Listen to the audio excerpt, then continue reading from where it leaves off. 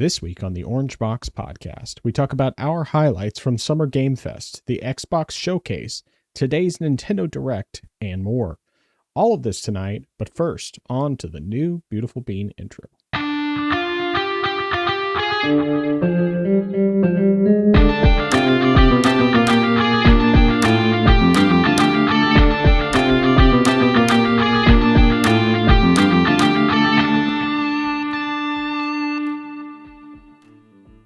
Welcome to the place where PC and console gaming talk combine. This is the Orange Box Podcast, episode 140. I am your host, the man who will be replacing his PC case and everything else in his life with a transparent green shell, Nathan, also known as the Frozen Gamer 87.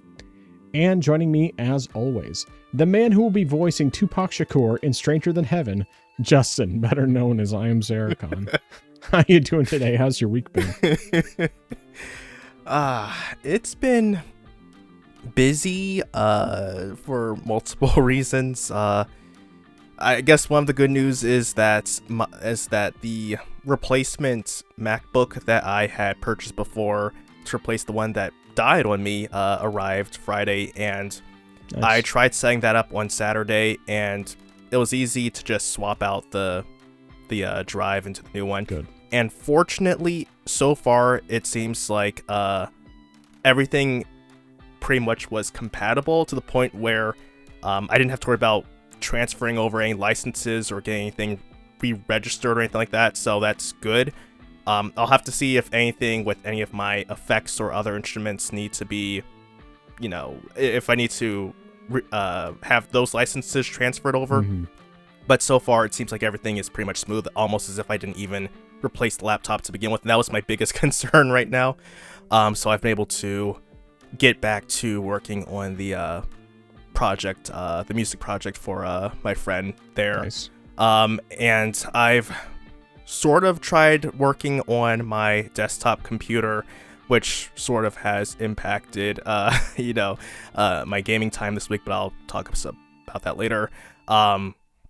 So I haven't been able to completely get stuff figured out, and oddly enough, I was trying to do what you recommended with, especially because I was going to go back and try testing out the GTX 580. Mm-hmm. I said, all right, I will go ahead and just plug in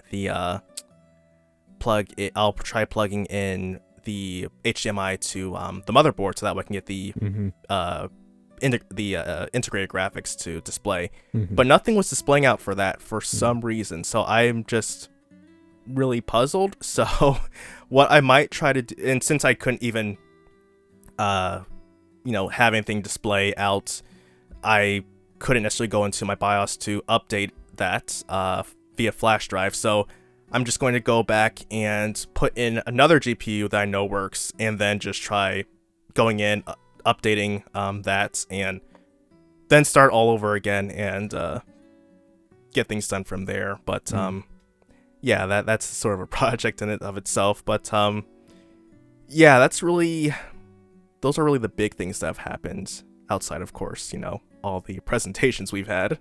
Yeah. All right. Yeah, well, hopefully you can get that all figured out. On my end, obviously, like I mentioned before, right now the big issue I'm having that's just really getting on my nerves is dealing with OBS and Streamlabs, because, of course, OBS has been giving me issues off and on with just extremely high CPU usage, and everything's like slowing down, and the videos that I play don't come through quickly enough, and so I switch over to Streamlabs, and it seemed like everything was coming through really smoothly. And at least right now, as far as the video side goes, because I'm using Streamlabs right now, like everything's coming through smoothly from that standpoint. Everything's playing well, but the problem is that the Stream Deck app to Streamlabs, it seems like it's just having a lack of responsive. Well, really, it's just Streamlabs seems to be having a lack of responsiveness when changing from scene to scene. And it's just like, I have no idea why it's so bad right now, but it's incredibly frustrating. And so I'm just trying to figure all of that out. So yeah, it's it's just one of those things where I'm working on it, and we'll see what happens. I guess one thing that actually did just come to mind that is a possibility that it could be causing issues. So the way I decided to do all this on my desktop instead, because I thought maybe since my desktop is a lot stronger than the laptop, maybe that would solve the problem as far as as far as like just the power behind everything. And initially it seemed like that was the case, and then started having issues. And so I'm just, my best guess, something that just came to mind, because the fact that I am recording everything to my micro SD card so that I can just easily transfer it over to the laptop for editing for when I'm at the office, or whatever during my breaks, I can work on that. I'm wondering if maybe because I changed the video write to location to be that micro SD card, maybe the write speed is somehow affecting things, like it's trying to write other stuff to that and not just the recording. And if it's doing that, then that could be a reason why it's having so much slowdown. But even then, I'm just not sure, because it's like CPU and GPU usage are really high. GPU usage I know is high mostly because of the fact that I had to put in a bunch of videos, and I put most of them as hardware encoding because I figured, well, with having a strong GPU, that might be better than loading everything on the CPU. And now I'm not sure if that was the right move. So it's just trying to figure things out. I wish I could just find something that's better, but it's only been recently that I started really having issues with OBS. So I don't know what it is. I don't know if it's updates that they've done or if it's something I'm doing somehow that's wrong. Yeah, I really don't know what it is. I just know that it's annoying. But that aside, I did not get anything done with my video over the weekend. I was originally planning to, and then just other stuff came up, and I ended up just doing other things with my time, so I didn't get anything done with that. We'll see if anything changes this weekend. It's possible, but honestly, at this point, I don't know. So there's that. Trying to think what else we have. May not really be anything else significant. Just usual life stuff. Obviously we had all those gaming events, which just, man, there's a lot to talk about. But that's part of why we're starting early, is because I figure we're going to have a ton to talk about between all the different gaming shows and all the stuff that was revealed. And then, of course, tell you about the games we've been playing, which, of course, you can go ahead and get started talking about what you've been playing. Yeah, so I really haven't been playing a whole lot this past week, sort of as I mentioned before, because of the PC, but I did play some stuff. I started out with, I tried starting actually 12 is better than 6, and that one, I've been having some issues with playing that on the Steam Deck. Initially, it's recognized, it didn't recognize that the Steam Deck was a controller. It was treating it like it was mouse and keyboard. Oh, yeah, you just have to change the settings in the menu. Right. Because it good defaults, yeah. Right, and I did do that. However, after that point, though, it didn't recognize my right stick at all. Okay. And it pretty much, I think, there's one other button. I can't remember if it was one of the bumper buttons that it didn't recognize either. So essentially, I could only use my left stick and my face buttons, and maybe my right trigger. That was about it. Did you make sure that it didn't like set up a controller profile as like whatever the custom one is, or not custom, but whatever like the default is, because it might default something that's more mouse and keyboard focused. Because like I know when I was playing a little bit on the Steam Deck, I was using the touchpad for aiming and stuff. Yeah, because I even tried using that just in case, but that wasn't even being responsive. And it wasn't until I changed it back to mouse and keyboard that everything was sort of working. Okay. The only problem, though, is that, unfortunately, I didn't understand what some of the prompts were, just because, they were keys, and I was like, I really don't know, what the equivalent of that is right now. So I just sort of stopped playing because I really didn't feel like doing a whole lot of configuration at the moment, and I just moved on. But because you mentioned it, though, I started playing the Valor Mortis demo on the Steam Deck, and it ran roughly about what I would expect. It was roughly around 40-ish, sometimes in like the mid to lower 30s, with times dropping down occasionally to the mid to high 20s. So it wasn't exactly what I would call a extraordinary experience by any means. Additionally, I first started trying it out using FSR, just because it was there it was there. I mean, it was set to TSR, but I said I'll try FSR 3.0 and see if that does anything. Then later on, when I was actually recording, I tried using it in TSR, and I don't think there was really too much of a difference that I could tell performance-wise. So I mean, again, a game like this, you're not really going to be expecting too much. I wasn't really expecting too much, but I just wanted to sort of just see what the gameplay was like, since I couldn't play it on my PC. So just get a feel of things. It's definitely an interesting game, I'll say, mechanics wise. And I know, of course, you played this last year, or at least you played one of the demos earlier, previously. So I mean, it's been a while since you've played that. So some of the stuff I didn't necessarily remember. And I feel like it's definitely interesting the way things work. I just sort of had a bit of a difficulty trying to fight muscle memory with similar games. So I might think, okay, I'm going to, try to block or parry this with this button. And it's like, no, it's actually this button. I'm thinking, oh, okay, I'm going to have to sort of relearn that. But I think it's definitely interesting, sort of having a first-person Souls-like. I'll definitely, once I can sort of get my PC back up and running, I will try to play this again, because I like what I've played so far.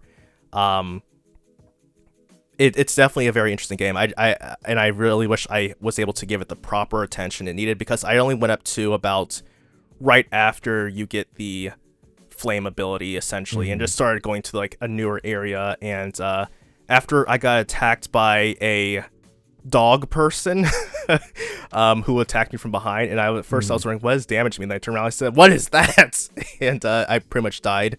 But after that point that I sort of just said, I think I'm good for right now. I've got enough. I've learned enough about this game for the moment. But yeah, I'm definitely very interested in this game. And then I played some Core Keeper co-op with some friends, and this time when we started things up, it was more, well, they were handling stuff at our main base. I partially wanted to do a little bit of exploration and branching out to new areas, and also they had, since I think they had found some stuff before, or at least before I had started playing with them, before I logged on, and they found some new gear which was good for my build, and so I went out just to partially test it. And some of the stuff they gave me, I thought, all right, this is pretty cool, because different summons I thought were good, or a special staff I thought was very good, but other things I was like, it's effective, but it's just really hard to use right now. So I said I'll just keep that in my inventory for the moment. And then later on, we went to face one of the bosses, which is sort of just like I guess just, it's essentially just a giant bird, with lightning, and that was definitely a tricky boss, just because of its AoE attacks and just its scatter shots. And the problem was, initially, I had an offhand item that allows me to dodge, sort of do a dodge roll.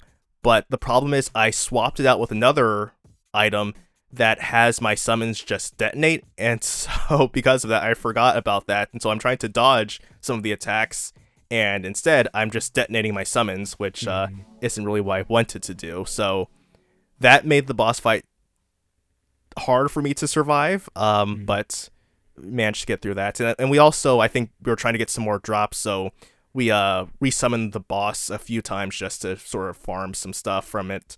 Gotcha.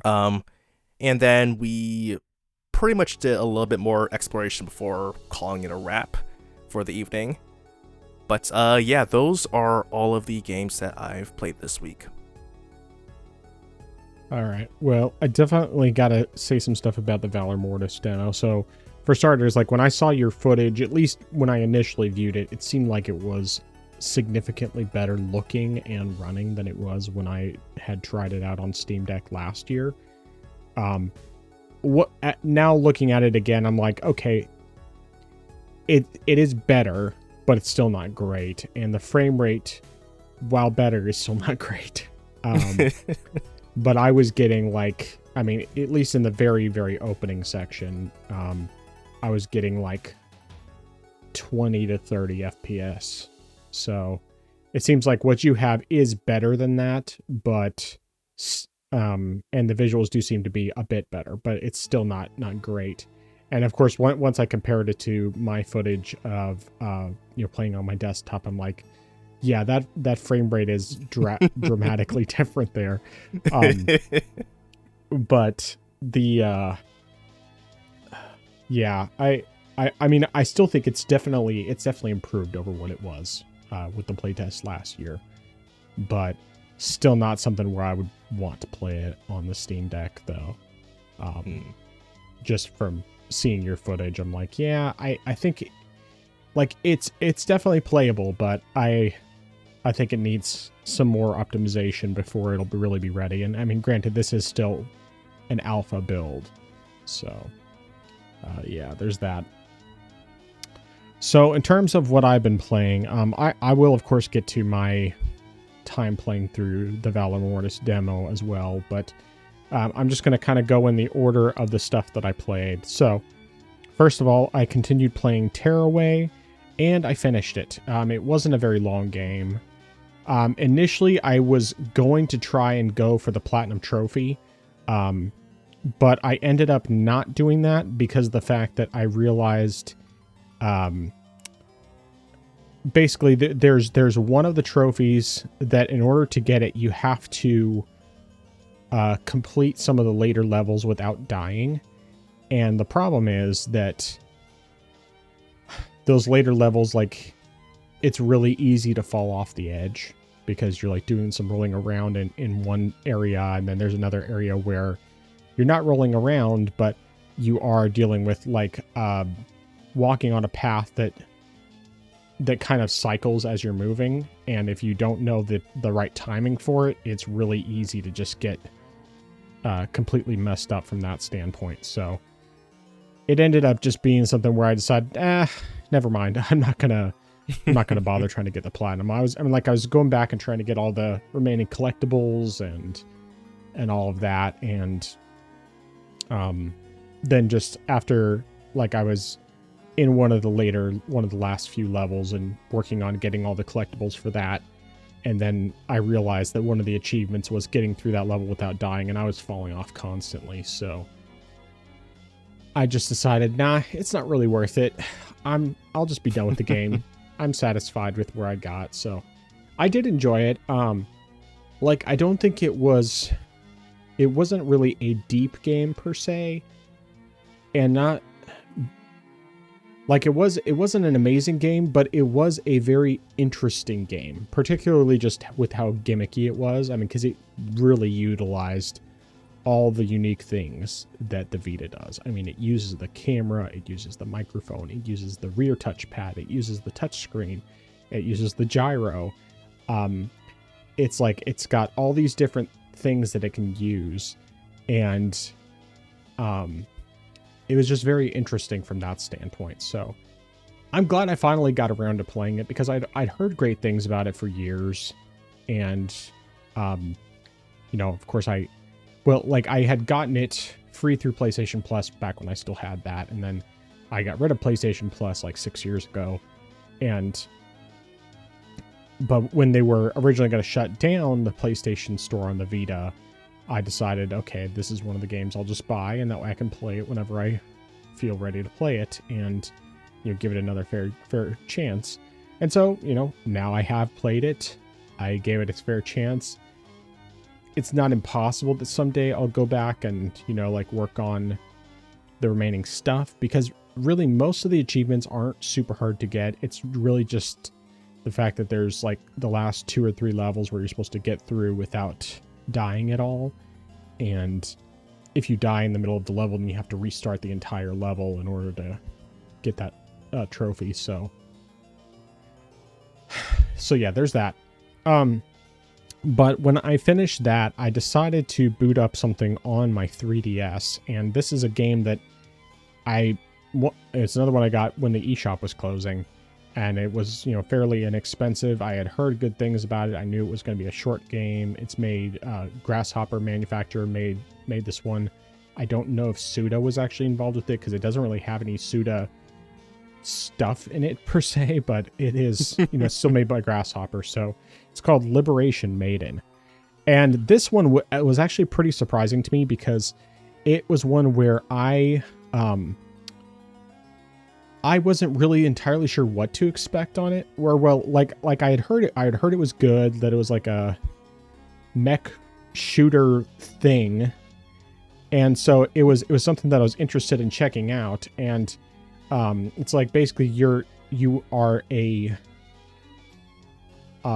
girl who's the president of Japan, who's like 18 or something, and she's flying around in this mech and has to destroy like robots and stuff like that, and use the touchscreen for aiming.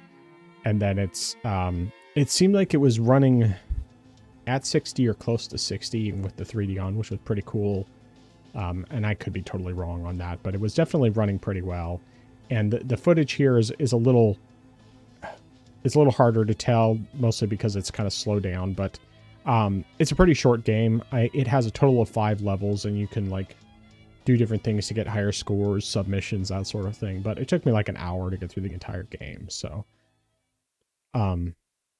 yeah, it was just one of those that I was like randomly, oh, you know what? I've heard this is a fun game and that it's short, and so I'll go ahead and give it a shot. And I did actually like it quite a bit. So that one was pretty cool. But then I decided I wanted to boot up something on my Steam Deck that I had not really played before. I mean, like I had played it a tiny bit, like literally like 15 minutes. But I hadn't really done much of anything with it beyond that. And it's a game that is by default capped to 30 FPS.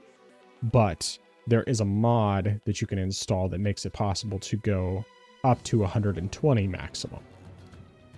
And this is a game that was originally on PSP, but Japan only, and then it got ported to PS4, Xbox One, and PC in I think like 2014 or something like that. And that's Final Fantasy Type 0. So I ended up booting up this one first on Steam Deck, and there were some issues I initially had with some of the configuration for it. Just getting the 60 FPS thing working and everything, figuring out the settings right. This one's technically it's listed as unsupported on the Steam Deck, but if you like go with the default settings, I think it pretty much will do 1080p 30. But with the mod that you can install, you can force it to go up to whatever resolution your screen goes up to. I think maximum of 4K, and then it can also do up to 120 FPS. It won't do 240. I tried it on my desktop as well. And so the footage that's playing here, the left side is Steam Deck, the right side is my desktop, and Steam Deck. Once I figured out the settings, which is basically running it in windowed mode, 1080p rather than 720, because it was looking a little weird with 720. It was kind of blurry. And then with the 60 FPS cap, which is done through the mod thing, it's basically just in any file. And then no anti-aliasing and normal shadows, normal textures, I think. I can't remember the exact settings, but anyway, it was it just took a couple of messing around things to get it right, because if you try to run it, if you try to set the cap to like 90 FPS, but your hardware can't do that natively, then it will technically run at that, but your movement will be super slow. So once I just changed it to where it was 60 was the maximum that it could do, and then didn't have the resolution change so that it would just, you know, do 1080p 60 without anti-aliasing and everything, that basically it gets a locked 60. So and then on my desktop I just had everything as maxed out as it can be with 120 FPS cap, because 240 it wouldn't go up to 240. It just gave me an error message when I tried doing that. And then 1440p obviously. So and then, you know, getting a locked 120 on that. But as far as gameplay goes, it's like an action RPG. Definitely feels like a PSP game, but not in a bad way. Like it definitely has kind of an interesting structure to it. It reminds me a lot of Crisis Core in terms of structure, at least in some ways. But you have a bunch of different characters in this class 0, which is like, it's basically a high school. They're basically high school students, and you have a bunch of different people that you can play as, and you have 3 people in your party at a time, but you can change party members on the fly. And, you know, once they die, you can bring in reserves if you have any reserves available. And each character has their own weapon type and default like magic type and that sort of thing, so it definitely adds some variety there. Trying to think of what else to say. I mean, like, structure wise, there's you have some like basic missions where you'll be doing your action RPG stuff, and then you'll have some overworld stuff where like you can run into random battles, but you can also, there's also sometimes like these I can't remember what they call them, but it's basically like a mission where you have you're commanding armies to go and attack certain areas to claim them, and there's limited combat while you're doing that. And yeah, it's kind of interesting. But this is the first Final Fantasy game that was M rated, so it's interesting from that standpoint as well. But just as an overall thing, like, this is a game I've actually been enjoying quite a lot. I'm pretty much planning for this to be my main game for a while, just because it's one I've been really interested in for a long time, but just never really played.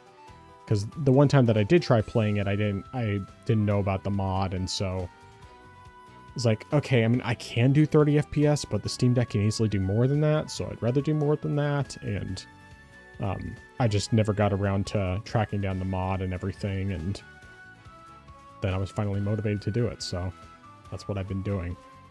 So that's mostly what I'm playing right now.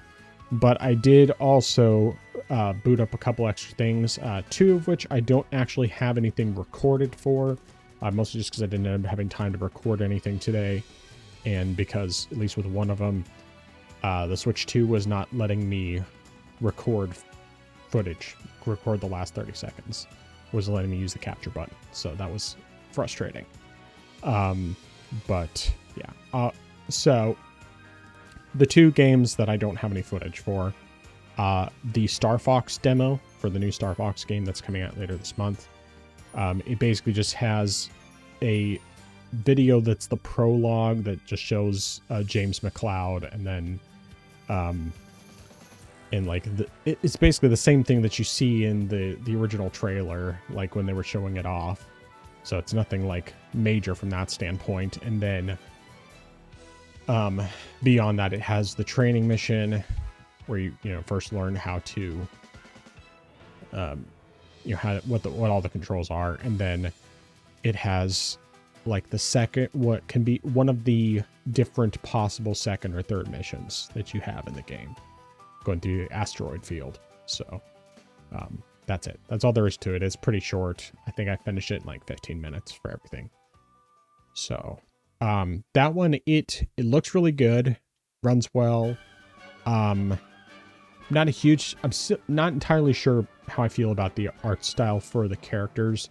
I kind of wish that they had gone more stylized instead of going for the furry kind of thing. But the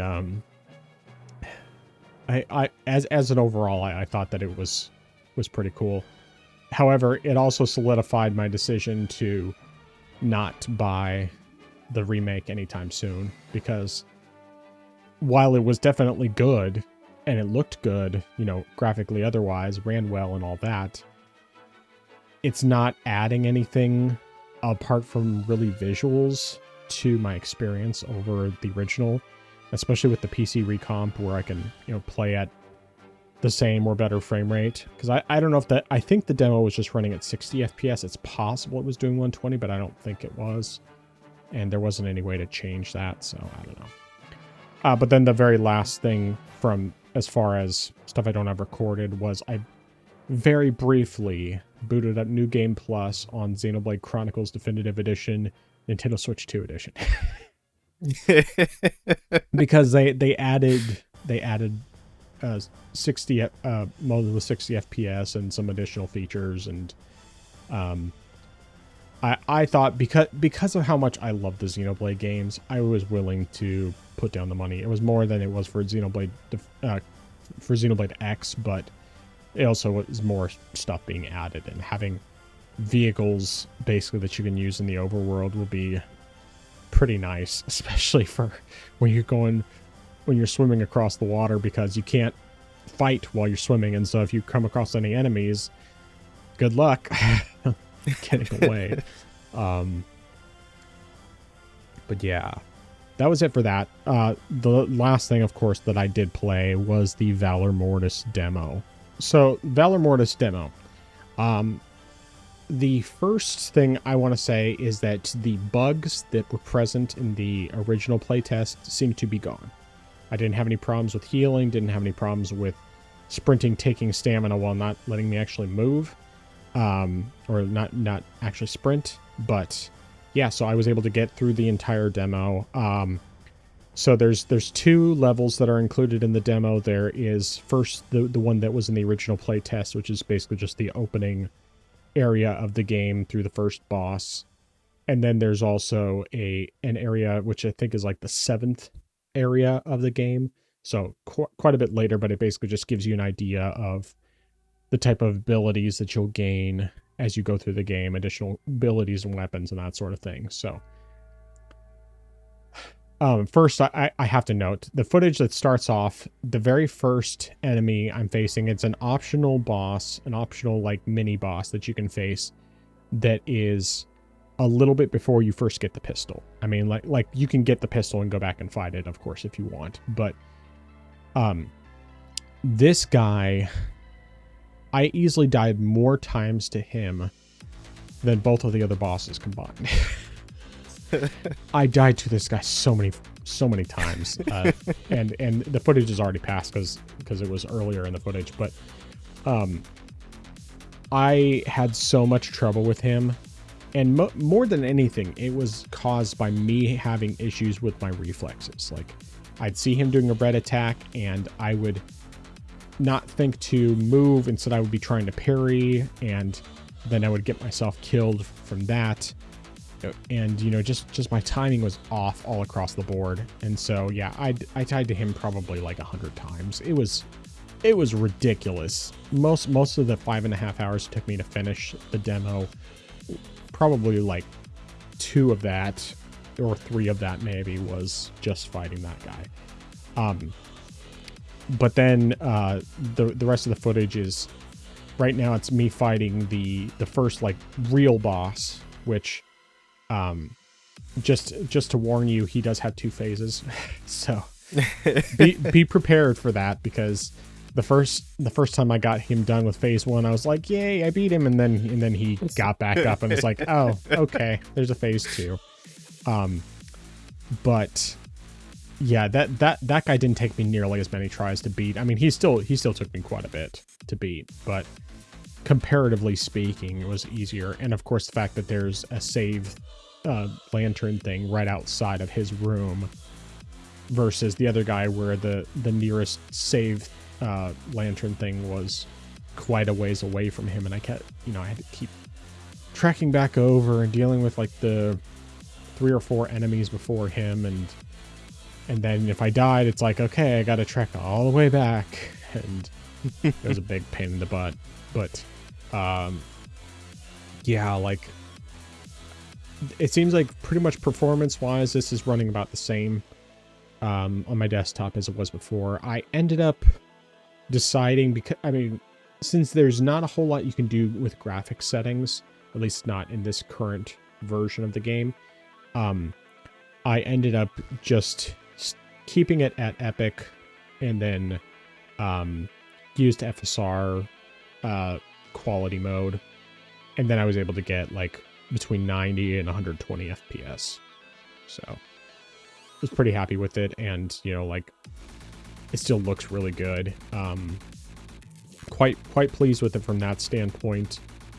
Definitely learning parrying is important for this, but I played it mouse and keyboard because I just like playing first-person games mouse and keyboard as much as I can, especially for the games that this dev makes, with the Ghost Runner and everything, because the fact that it's much easier to have the jump button on a different finger than having the aiming and everything. And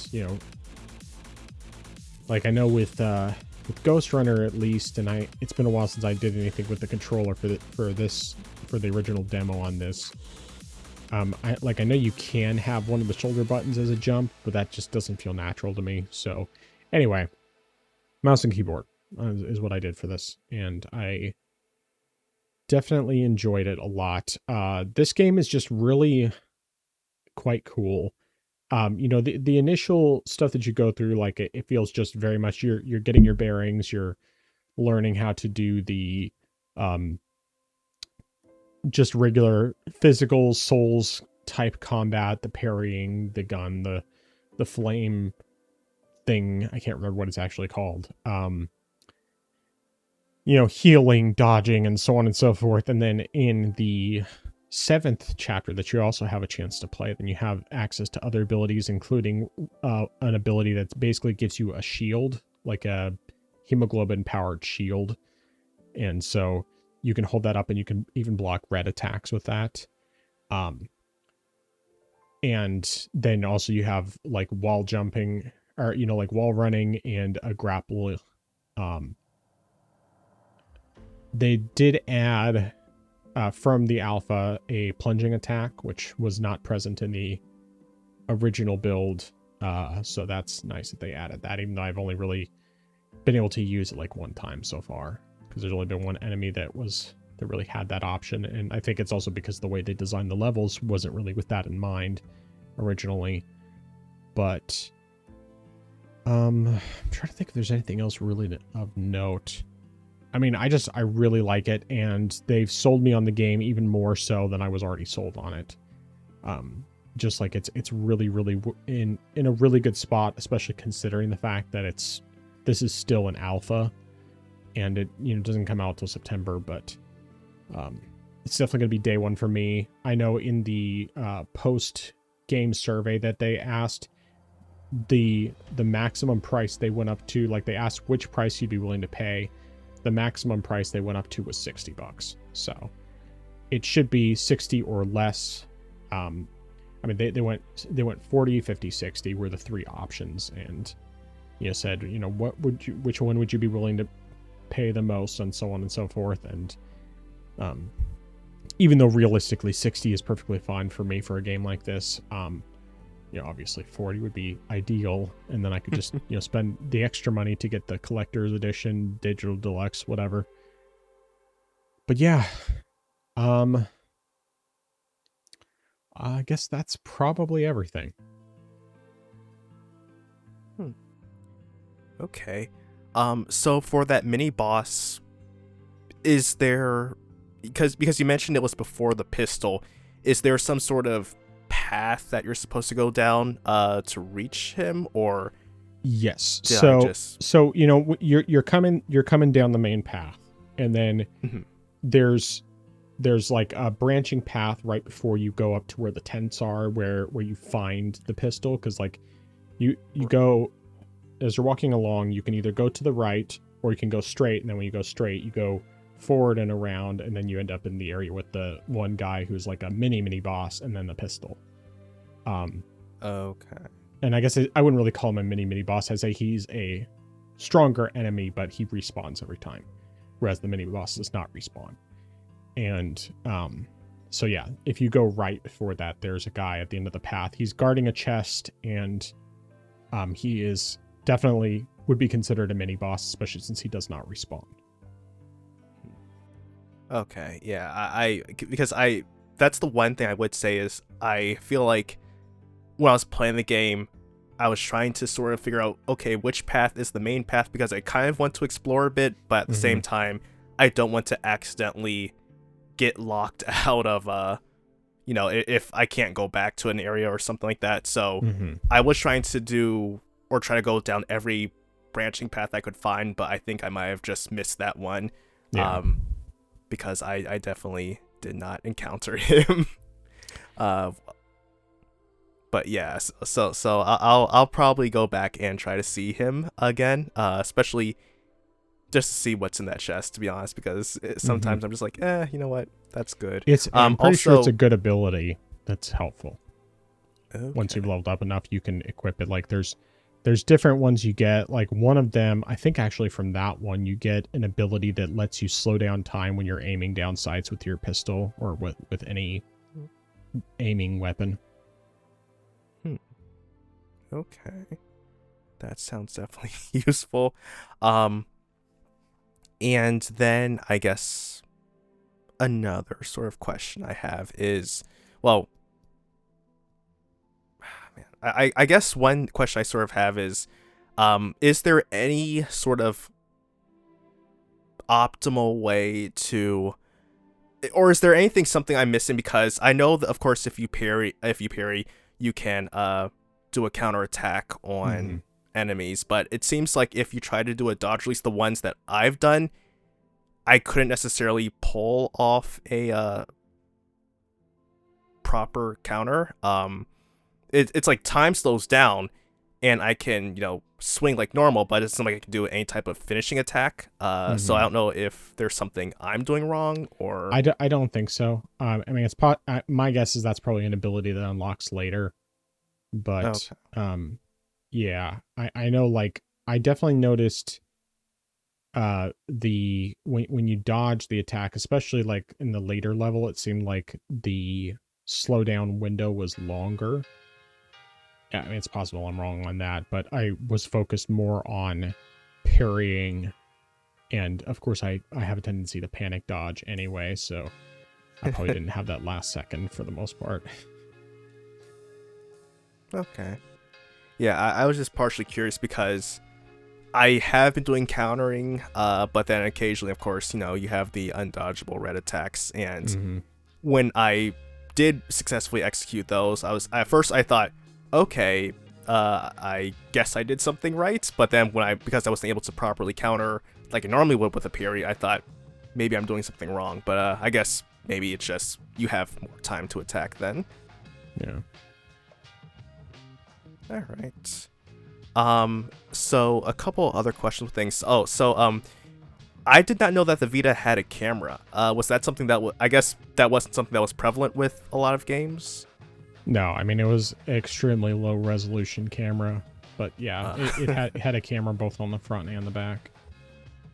Okay, yeah, because that's one thing I did not even realize when you mentioned that. I was like, huh, because I was wondering if, I mean, come to think of it, there was a Metal Gear Solid collection for the Vita, correct? Yes. Okay. Did Snake Eater do anything similar to the 3DS version where you could take like pictures and use that for camo? I don't think so. I'm pretty sure that was something they specifically added in the 3DS version. I don't think it was present in the Vita version. Okay. At least from what I recall. But granted, the only reason I even knew about it on the 3DS was because of the ad when the game was originally revealed. Otherwise, I wouldn't have probably known that. All right. So for Final Fantasy Type 0, I guess regarding the Steam Deck version, is it, or I guess in general with the mod, is it possible to specifically set the frame rate caps, or are there like preset numbers? So there's nothing in game. In game, the game is 30 FPS period. You have, but if you install the mod, then you get an INI file, an INI file that allows you to override the frame rate cap to do up to 120. But it's basically, you should set it at whatever your system can do natively, because otherwise you get slowdown. Yeah, I was okay. So in that case, I'm wondering, because since it can't do 90, I was wondering if it could do something in the middle, like 75. I was wondering if that might be reasonable or not. It might be possible, but because like initially when I was trying to run it, I think I had it at 720p, and then I had set the cap to 90, and I was getting in like the 70 to 80 range. But then when I was messing around further, trying to change some things, like improve the textures whatever settings I had, whatever limited settings I had access to, then it was not. Then I started to get the slowdown that was making it completely unplayable. Okay. But I mean, as far as I'm concerned, 60 is still quite good for that. I mean, it's even better, obviously, at 120, but that's not portable, so yeah. And I definitely have no issues with 60 frames per second. I was just wondering if it was possible to sort of push it a little bit further, since 90 wasn't doable.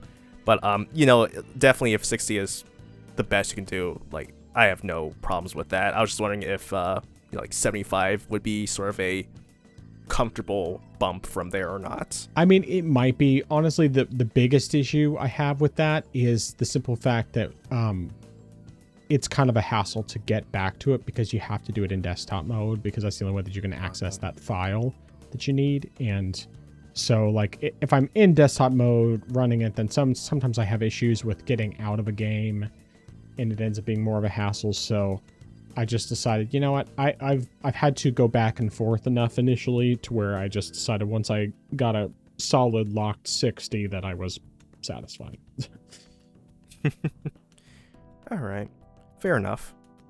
And then I guess last thing I want to talk about is, I have not heard of this game in a long time, and that is Liberation Maiden. And I think I played the demo after it was revealed during one of the Nintendo Directs, and I was like, all right, this is kind of weird gameplay wise, but I'm just like, it's interesting enough. And I think I got it at some points or another when it was on sale before, of course, the eShop shut down, but I never actually finished it. Although, since you said it's not necessarily long, I'll try digging out my 3DS and giving that a whirl at some points, because yeah, it's just one of those 3DS titles that I just happened to buy and I never went back and finished, so I might do that sometime.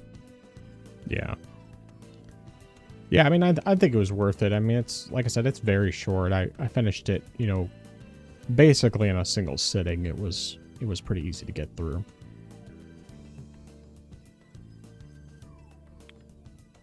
Oh, yeah. One thing I forgot to mention with Valor Mortis that I really like about it is the fact that, unlike some Souls games, when you lose your catalysts, the equivalent of souls, particularly if you lose it to a boss, but I mean, if you lose it to any enemy, you don't have to worry about getting to that enemy or hitting that enemy or anything like that. They'll be retrievable outside of the boss arena, or like in the case of the mini boss, it was enough outside where the mini boss was to where I could go up and pick them up and then go back to the lantern without having to worry about the boss being triggered. So that was helpful, even though most of the time I was too stubborn, and so I would just pick him up and then try to beat him again. And I ended up teabagging him when I finally beat him, because it's just like, I'm so sick of you. I mean, I think if I went back and fought him again, I could probably beat him a lot more easily. But yeah, it was just like, ugh, he made me so mad. I mean, I know that 99% of the time, it was because I made dumb mistakes.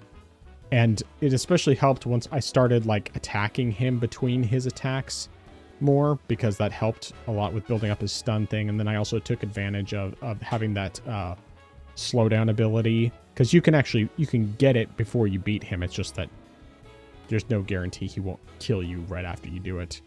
So, but there is a path to, I mean, there's more than one path to get away from him, and one of them, it makes it easier for him to not come after you. So,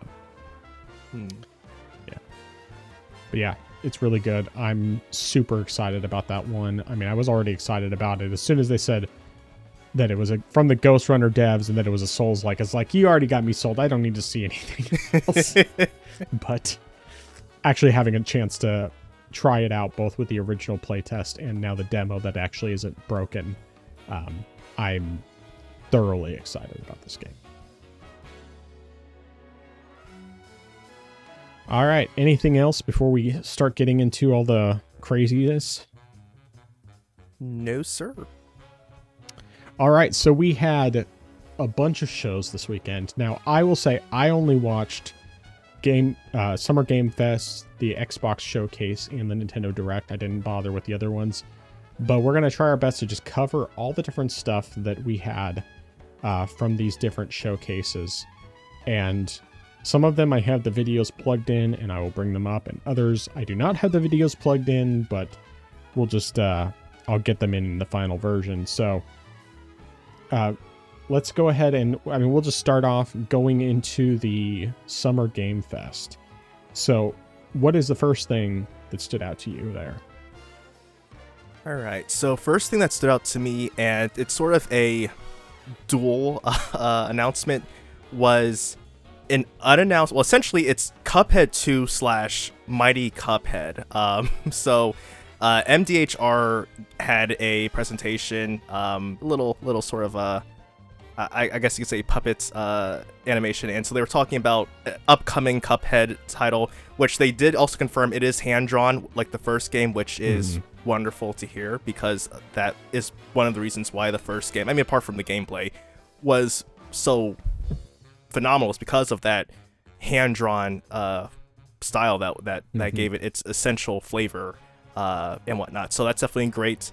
And then additionally, they had an announcement for a sort of a Sega Genesis / Mega Drive, I think, S game called Mighty Cuphead, which is more of just like it's a run and gun game. This one seemed more essentially Mega Man-ish rather than a run and gun game, which heavily focuses on bosses with levels, with just like basic levels sprinkled throughout.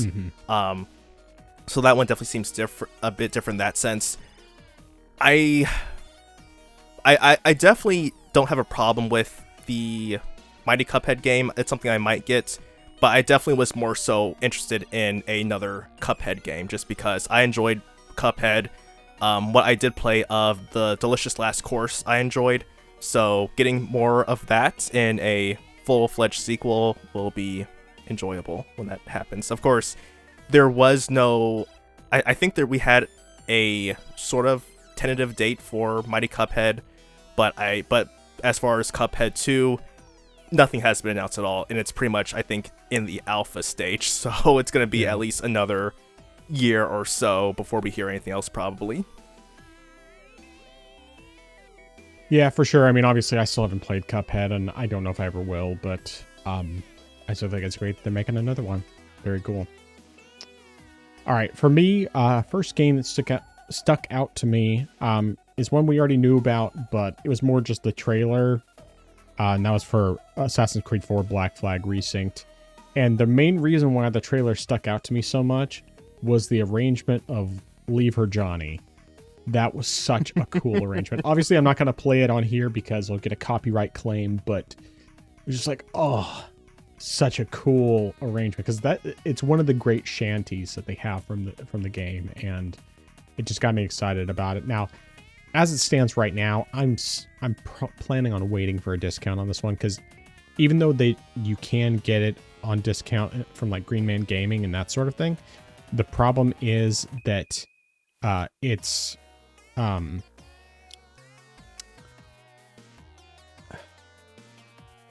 only for the Ubisoft Connect version, and it's like I don't want that. I mean, like, I don't mind Ubisoft Connect, but I'd rather just spend the extra money and get it on Steam if I'm gonna get it. So I'm really just gonna wait for. I mean, just plan on getting it on Steam whenever I get it, because even though it'll probably still launch Ubisoft Connect through that, the main thing is that it would be it's still like one less step involved, you know. It's just going, I mean, I guess technically it's more steps because you're going through Steam and then it launches through Ubisoft Connect, but it's still overall simpler. I just prefer to have it that way. I just like having all the games in one place, launching through Steam, not having to go through the extra effort, because even though I don't think this is going to run on the Steam Deck, if it did, I wouldn't want to have to go through that extra effort, because it was extra effort to get like Assassin's Creed Odyssey working that way. I'd much rather just stick to playing it playing it directly through Steam and call it good. So yeah, I definitely agree that the music was definitely good for that. Yeah, and I mean, like you said, it's something we've already know is coming, but it definitely still looks good either way. All right, what's your next game?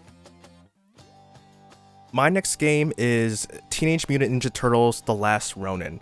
Now, this was a game which initially, when I saw Paramount Game Studios, I essentially just did a internal facepalm, just because was with these companies like Amazon, Netflix, and now Paramount trying to make their own games and stuff. But then I saw Platinum Games, and I thought, okay, what do we have going on here right now? And I didn't understand what was going on just from what I was seeing in the trailer, but then I heard the music and I'm thinking to myself, wait, that sounds like, no, that can't be right. And then I saw the title and I thought, oh, this is going to...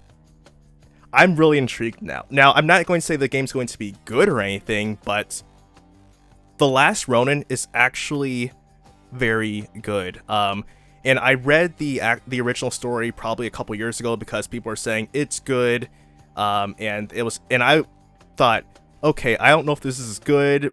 You know, people say a lot of stuff is good, but I read it and I thought, okay, this actually is pretty good. And I'm not gonna like spoil anything, but it's definitely a good story there. So if they can do a great game, and granted, I know that Platinum has had one TMNT game and it was pretty mixed, but if they can sort of do better than what they did there, and I think because you're going to have one character rather than maybe four, that might help, especially with trying to just develop a character, because they did a good job with having one character in games like Bayonetta and Metal Gear Revengeance. So maybe having that focus might help them in that area. So we'll see. I'll definitely want to have more info on the game, but just as of right now, I'm very interested in it, and I would like to see more.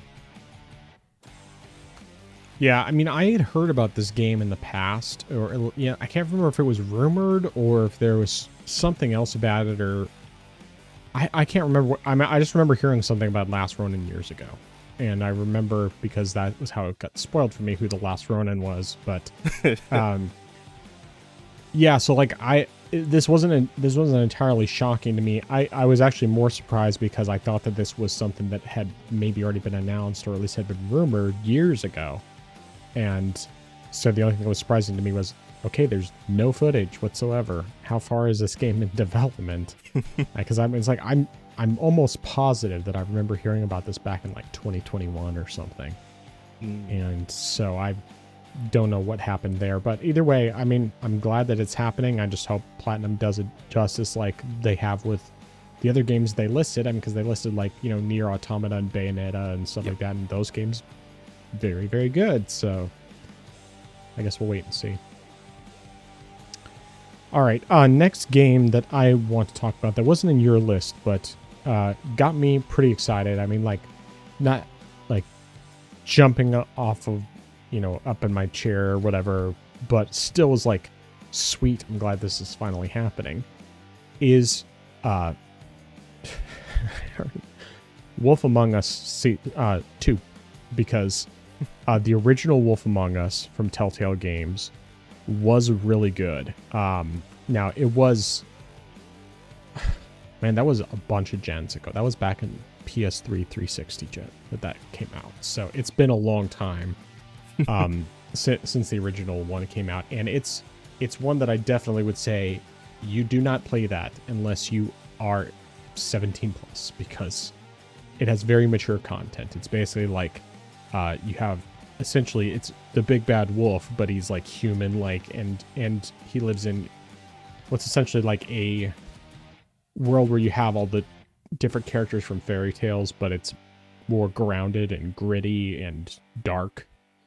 But it's really interesting the way they did it. And it's, you know, episodic, Telltale, point and click, all that stuff. But, you know, your choices matter, all that kind of thing. So the fact that they're finally doing this, I think is pretty cool.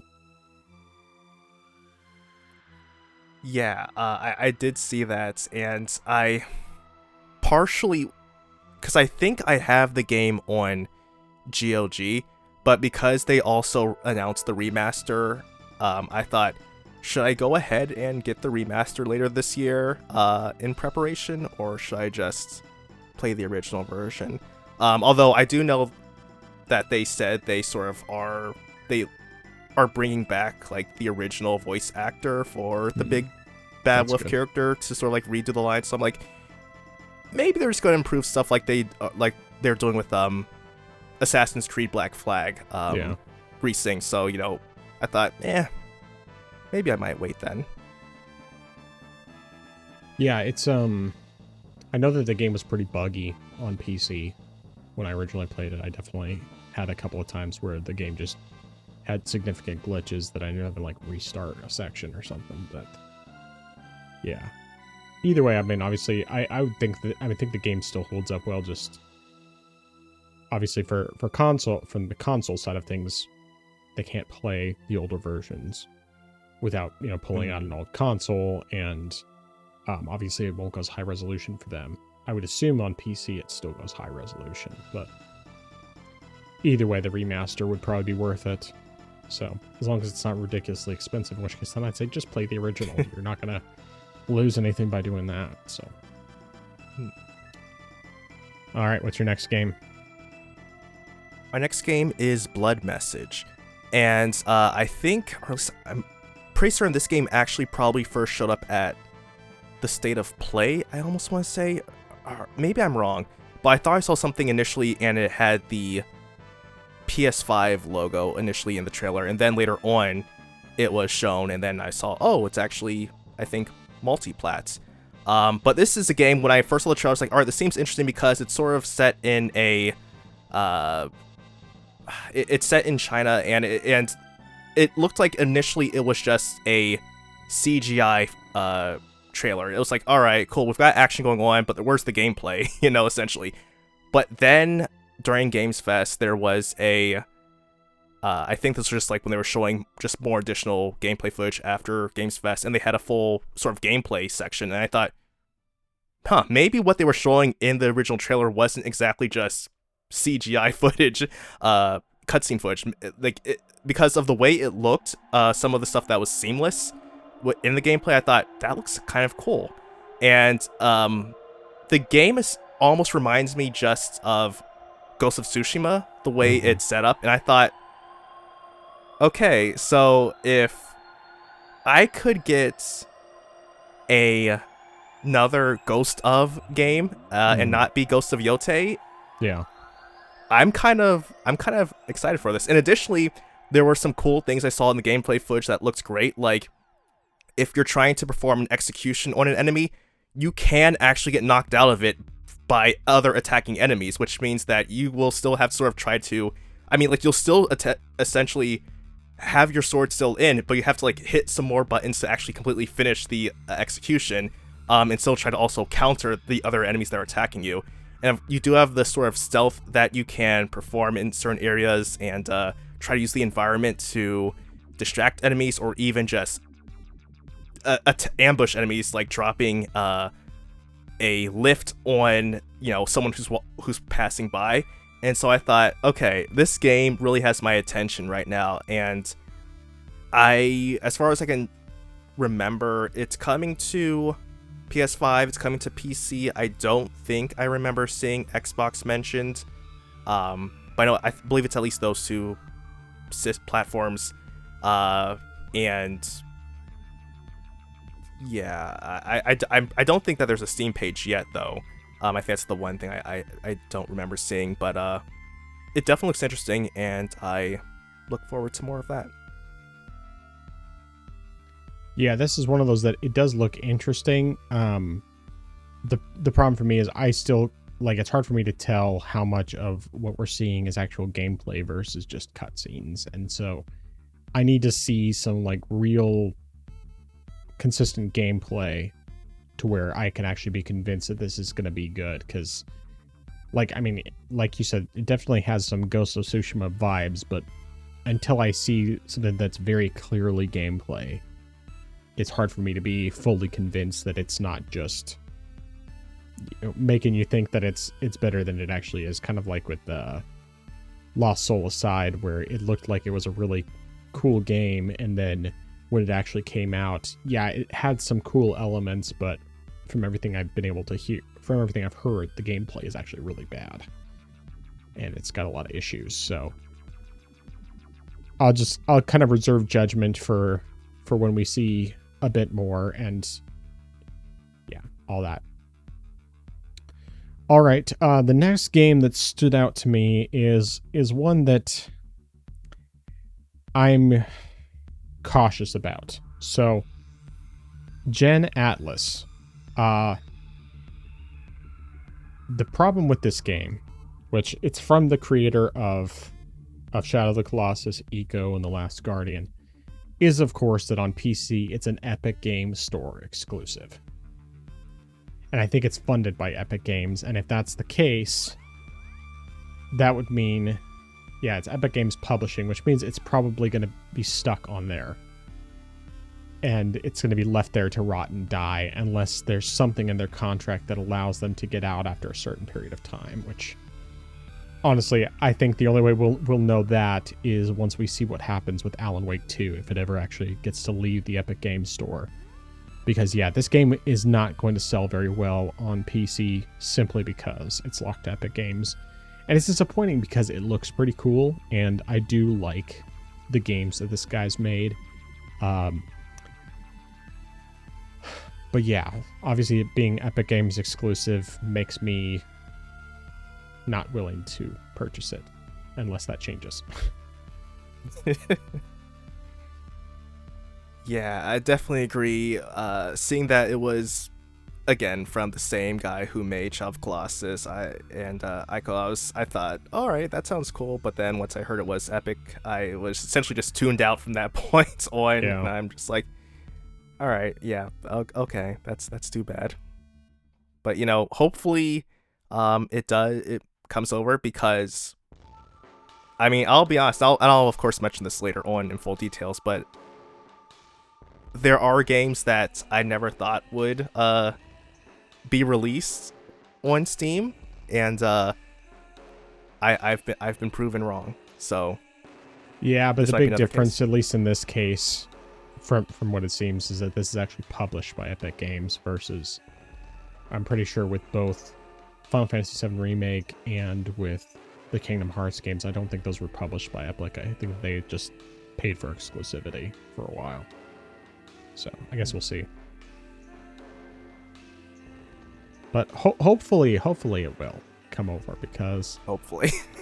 I mean, it's a lot like with us. A lot of people don't consider it to be on PC until it is on something other than Epic Games.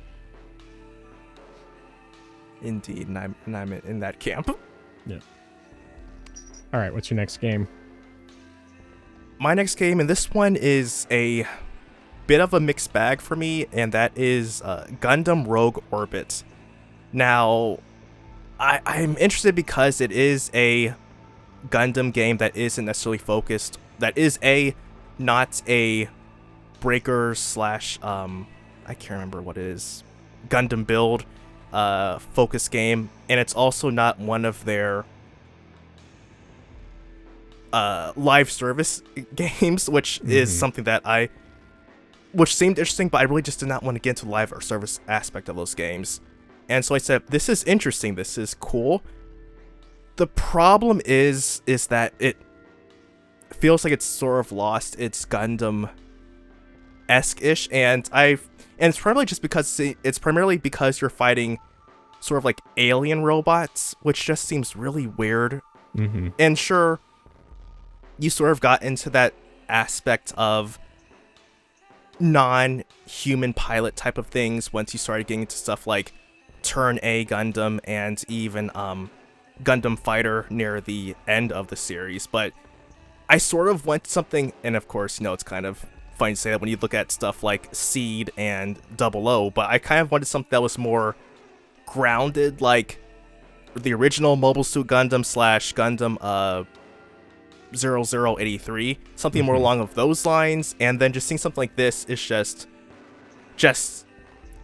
to me. I mean, it could be good, and I'm cautiously optimistic about it, but I just sort of want something that is sort of more in line of, I guess if I could get a sort of more so tactical Gundam game, because I think there was one that was released on the Dreamcast that was called, I can't remember what it's called, but I saw something recently. I thought, if they made another Gundam game like that, that would be awesome, because it's sort of like you are in the cockpit of a Gundam, piling around, fighting other mechs, and I'm just like, this feels really great. I would love something like that. But it doesn't seem to like that, and so I'll see what happens. This very likely won't be a day one, but I am still at least interested in what I'm seeing right now, and I'll just weigh my opinion depending on like more footage that I see in the future. Yeah, for sure. Like this is definitely one of those that I am interested in. I think that there's a lot of potential there. I don't really mind necessarily the alien aspect of it, even though I definitely can understand where you're coming from, and like I wouldn't even necessarily say that I disagree, but at the same time, if it's a fun Gundam action game, I'm probably on board with it, because obviously well, maybe not obviously, but for me, I have always wanted to have a Gundam game that has like that really solid action feel and makes me feel like I'm actually fighting in a Gundam. And the only thing I've ever played that's even close to that, apart from the little bit I played of Armored Core, was a Gundam fighting game, Gundam Wing fighting game from the Super Nintendo. But that's the extent of what I've ever done, and even that, I just kind of like it still didn't quite scratch that itch. And like I said, the little bit that I played of Armored Core definitely was scratching that itch, but that was very little. So it's another one of those that I need to get back to one of these days. But yeah, good stuff. Another game that stuck out to me at Summer Games Fest was a game called Hex, which if I remember correctly, the description of this was that it was like a roguelike, but it's like got shooting and puzzle solving and stuff like that, and it just looked kind of fun. Maybe I'm mixing it up with one of the other games that you had selected as well, but it definitely looked just interesting to me, and it's not necessarily one where I'm like, oh, I want to play this right away or anything like that. It's just more, it's intriguing to me, and if it gets positive reception, I may give it a shot. Yeah, that one definitely looks good to me too. Until I saw something, or at least I'm trying to make sure this was the one that I mixing this up with something else. But I thought I saw this one is a co-op game, and then at that point I was like, I sort of was like, I don't know about that. Actually, if it is, then because the game definitely looked good. But then when I heard that, I was like, I don't know. I don't know anymore. Yeah. Hopefully it's not the case. Yeah, you might be right. I didn't look that much into detail. I just saw the trailer and thought it looked cool. So, but yeah, it wouldn't surprise me. And hey, I mean, if it is just co-op, then it's like, okay, well, never mind. Not like I don't have enough other stuff to play anyway. Okay. So the next game I saw, and this one isn't really something I'm jumping at the bit to get, but it's something that seemed interesting enough from what I saw of the footage, and this is a game called Swords of Legends. This is appears to be another sort of Souls-like set, and I think, can't remember what period it's supposed to be in, but it's also set in sort of historical China. In the boss fight, originally what they showed was a boss fight. I thought it looks pretty decent from what I saw. So there's not really too much to say about it, but it just looked interesting enough. And so I said that might be something I get down the road, but I already have a bunch of Souls-likes to complete. So yeah, it's like, always. Yeah. But yeah, I just thought that was interesting though. Yeah, I mean, it definitely looked interesting. Like you, I have a bunch of other Souls-likes, so I'm not like in a big rush, and it takes quite a lot to stand out enough to be something where it actually like really draws my attention to the point where I really want to play it. Like, for example, with something like Valor Mortis. But of course, that one, it's more because of the fact that it's made by the people who made Ghost Runner, and it's a first-person Souls-like, which is something different. I mean, I know there are other first-person ones, but that one stuck out to me obviously more because of the fact that it's made by Ghost Runner developers, and I love those games. But yeah, I mean, there's definitely different ones that stand out more than others, and that one was one where like is like, okay, this looks cool, and you know, maybe at some point I'd check it out. But because we have so many different ones, it's kind of hard for me to be as enthusiastic. I think the other problem is that the games we've been getting from Chinese developers have been so mixed. Like they all look really good, but what I've been hearing about a large majority of them is that they're just not very polished. Like they look really nice, but in terms of gameplay, there's just a lot of issues. And so that kind of makes me like a little more hesitant from that standpoint. Yeah, that's definitely understandable. I mean, I do have a couple that I haven't played, or yeah, actually I do have like a couple sort of Chinese developed games where they're decent, but there are a few things about them where they could have had some refinements, partially just because of loading issues, or I guess rather a lack of, you know, proper transitions between just like speech bubbles in cutscenes, and then just like a few other weird things, which I don't know were translation issues or whatnot, but there were like multiple log files that were the same in several different places, and so I'm just like, I don't know what happened there, but I can understand. I mean, I can understand that though. Yeah. All right. I just have one game left on the list, which I know we both have, but I know you have another game that you had down. So why don't you bring that one up? Sure. The one game I have is Palworld 1.0, and this was revealed, and I was surprised to see this at a Games Fest, but I'm glad that we finally have a solid release date for that version. That is July 10th, so next month, a month from tomorrow. So I am really looking forward to playing this. I've played some of the game throughout its development cycle, and they've definitely added quite a bit over that time. And even, since the last time I've played the game, I know they've added more content in there. And from what I've even seen and heard, there's going to be more content, so I am very excited to try that out. The devs did say, or at least recommend, that you should start over from fresh when 1.0 comes out, which I'm like, I don't know if I went to or not, but they also said you could transfer your pals over from your current version of the game. Oh, okay. So I was like, okay, I might try doing that then. Now, of course, because they're higher level, they'll be capped based on my level. But I might do that, give it a shot and do that, because that would be interesting to do, especially starting from fresh and seeing what changes actually have been made from when I first played the game a couple years ago. So I'm looking forward to that. I might not play it as soon as it drops, but it'll definitely be around that time.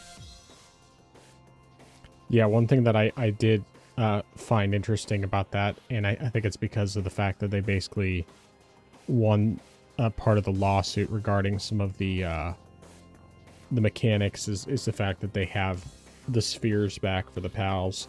I noticed in the trailer. Oh, yes. It's like, good. Stick it to them. Stick it to Nintendo. All right. Okay, so, of course, the last game that was revealed at Summer Game Fest and was on both of our lists is Final Fantasy VII Revelation. And, I mean, of course, the game looks really good. I still haven't finished Rebirth. And my main thing about this that makes me so happy, and I mean, I had pretty much predicted this anyway, we had talked about this plenty before, but the fact that this is day one on all platforms. It's not a PlayStation exclusive, it's not an Epic exclusive, it's going everywhere on day one. It's going to be on PS5, on PC, on Switch 2, on Xbox Series consoles. It's going to be all those places day one, and it's coming out next year. It is next year. Yeah. I don't think there was a release date. I think it just said 2027. But the fact that it's day one on all platforms is glorious. And I still think it will probably sell best on PlayStation and PC. But the Switch 2 version will probably still sell really well, because I'm pretty sure that both Remake and Rebirth have sold quite well on there, because Rebirth just came out. And, since, of course, they stuck to the same modified version of Unreal Engine 4, it should still run about the same as Rebirth did on Switch 2. So, still doing the 1080p 30 and, upscaled 4K 60, or 4K 30, I mean, for docked mode. But, even though I'm not getting it on Switch 2 because of the fact that it's not all the way on cartridge, I still think it's great that it's going to be there. I'm especially glad that it's also going to be on Xbox, even though it will probably sell there the least. Just the fact that it's going to be there is great. And, of course, obviously, much like with Rebirth, it's not Epic Games exclusive, even though it will be on Epic Games Store. And I think, obviously it's on Steam, it's on Epic Games Store, and it's also, it's not on the Windows Store. But still, the fact that it's everywhere, same time, spring 2027, is fantastic. And, they kind of gave more of a look at Vincent, who's looking great, and Sid, who's also looking great. And I'm just I'm glad this is happening. I just hope that I can actually get back into Rebirth enough to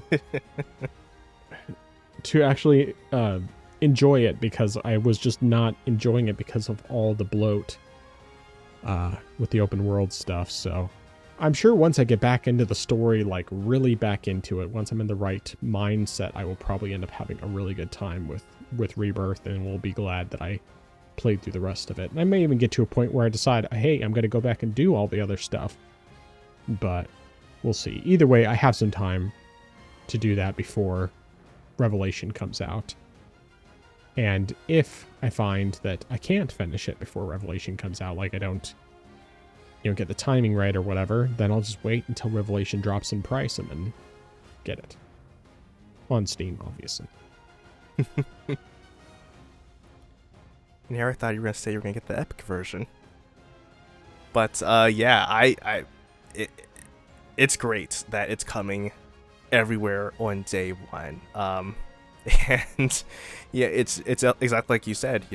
I was hoping it would be. I was hoping that it wasn't just going to be some sort of timed exclusive, even if it was for, say, 6 months. I think, like you said, day one is the best thing for everyone, so that way everyone has access to it. And it's already available on, of course, PC. It's been available.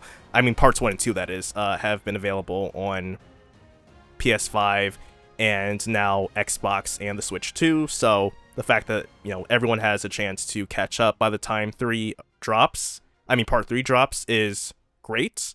And I'm glad that that's happening. And I'm glad again that they are using Unreal Engine 4, because I think they should just continue and finish the game with UE4. And if they want to do that with the next Final Fantasy game with using 5, sure, go ahead. But just to make things easier for everyone who has played these games, just use 4, so that way we know what our hardware can handle and whatnot.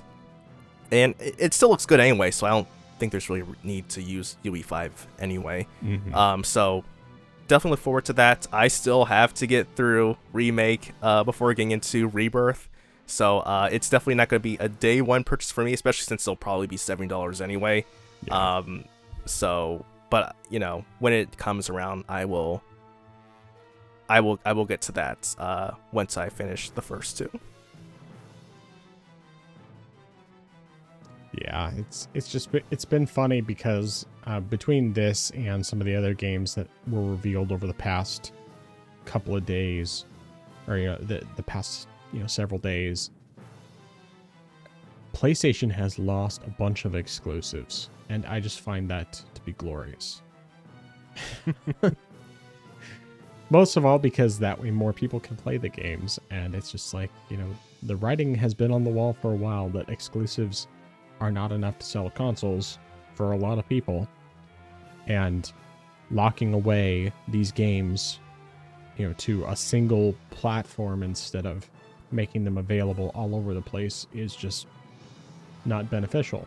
And so I'm very glad. Oh, and you know what, actually looking at that again, it is actually going to be on the Windows Store as well, because it said Xbox on PC, so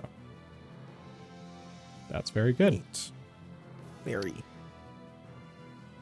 All right.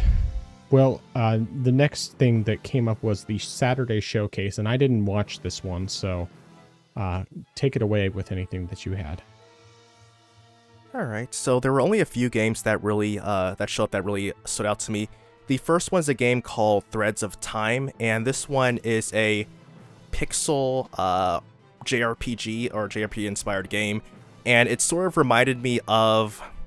And they were sort of aiming for Chrono Trigger in a sense, because you go through different time periods and you have that turn-based combat. And so I thought it seems interesting enough. It's something that I might not get day one, but it's something that I would have in the back of my mind moving forward when it eventually comes out. So that is the first game that I had. Yeah, the little bit that I saw of the trailer, because I don't have it queued up at the moment.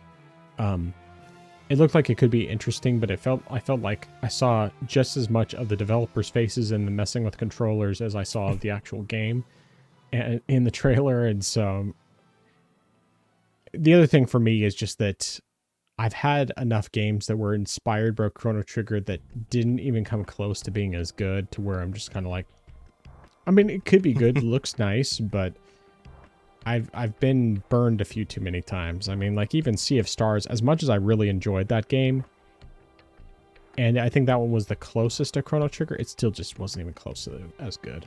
Like it was very good, but not as good. So, all right. I mean, I'll just go ahead and bring up the second game you talked about, even though I don't have the footage pulled up right now. But Super Ukulele Kart, I did watch the trailer for that, and I think it looks great. You know, very heavily inspired, obviously, by Super Mario Kart, by the original Super Nintendo game, and I thought that pretty cool. Plus, you know, I enjoy ukulele, especially ukulele. So, Yeah, I really liked the aesthetics, and because of the split screen, even though aesthetically speaking it looks more like Super Mario Kart, the 4-player multiplayer really reminded me of Super Mario 64.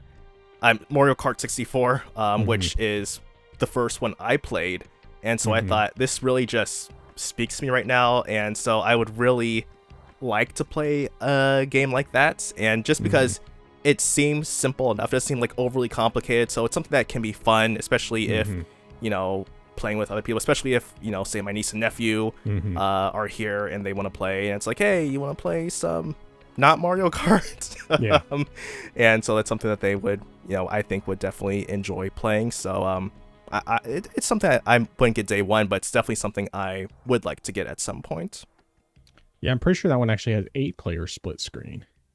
Oh, okay then. I'm almost positive that's what it. I don't have 8 people playing. Right, but I mean, it's like if you can, then hey. I mean, I'm sure there's online multiplayer for that too, and since we don't have to pay for online. Yeah. Yep.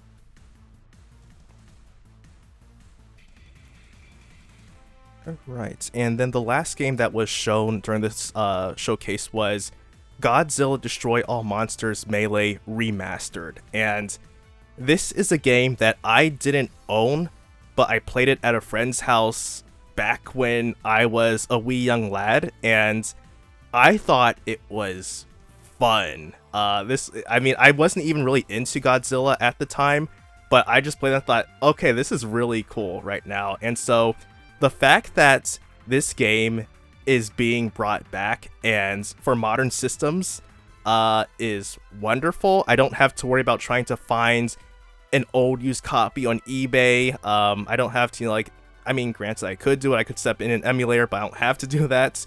And it has, you know, better visuals and graphics and stuff. So I'm just like, that is beautiful. You know, having a higher frame rates, having higher resolution, it's wonderful.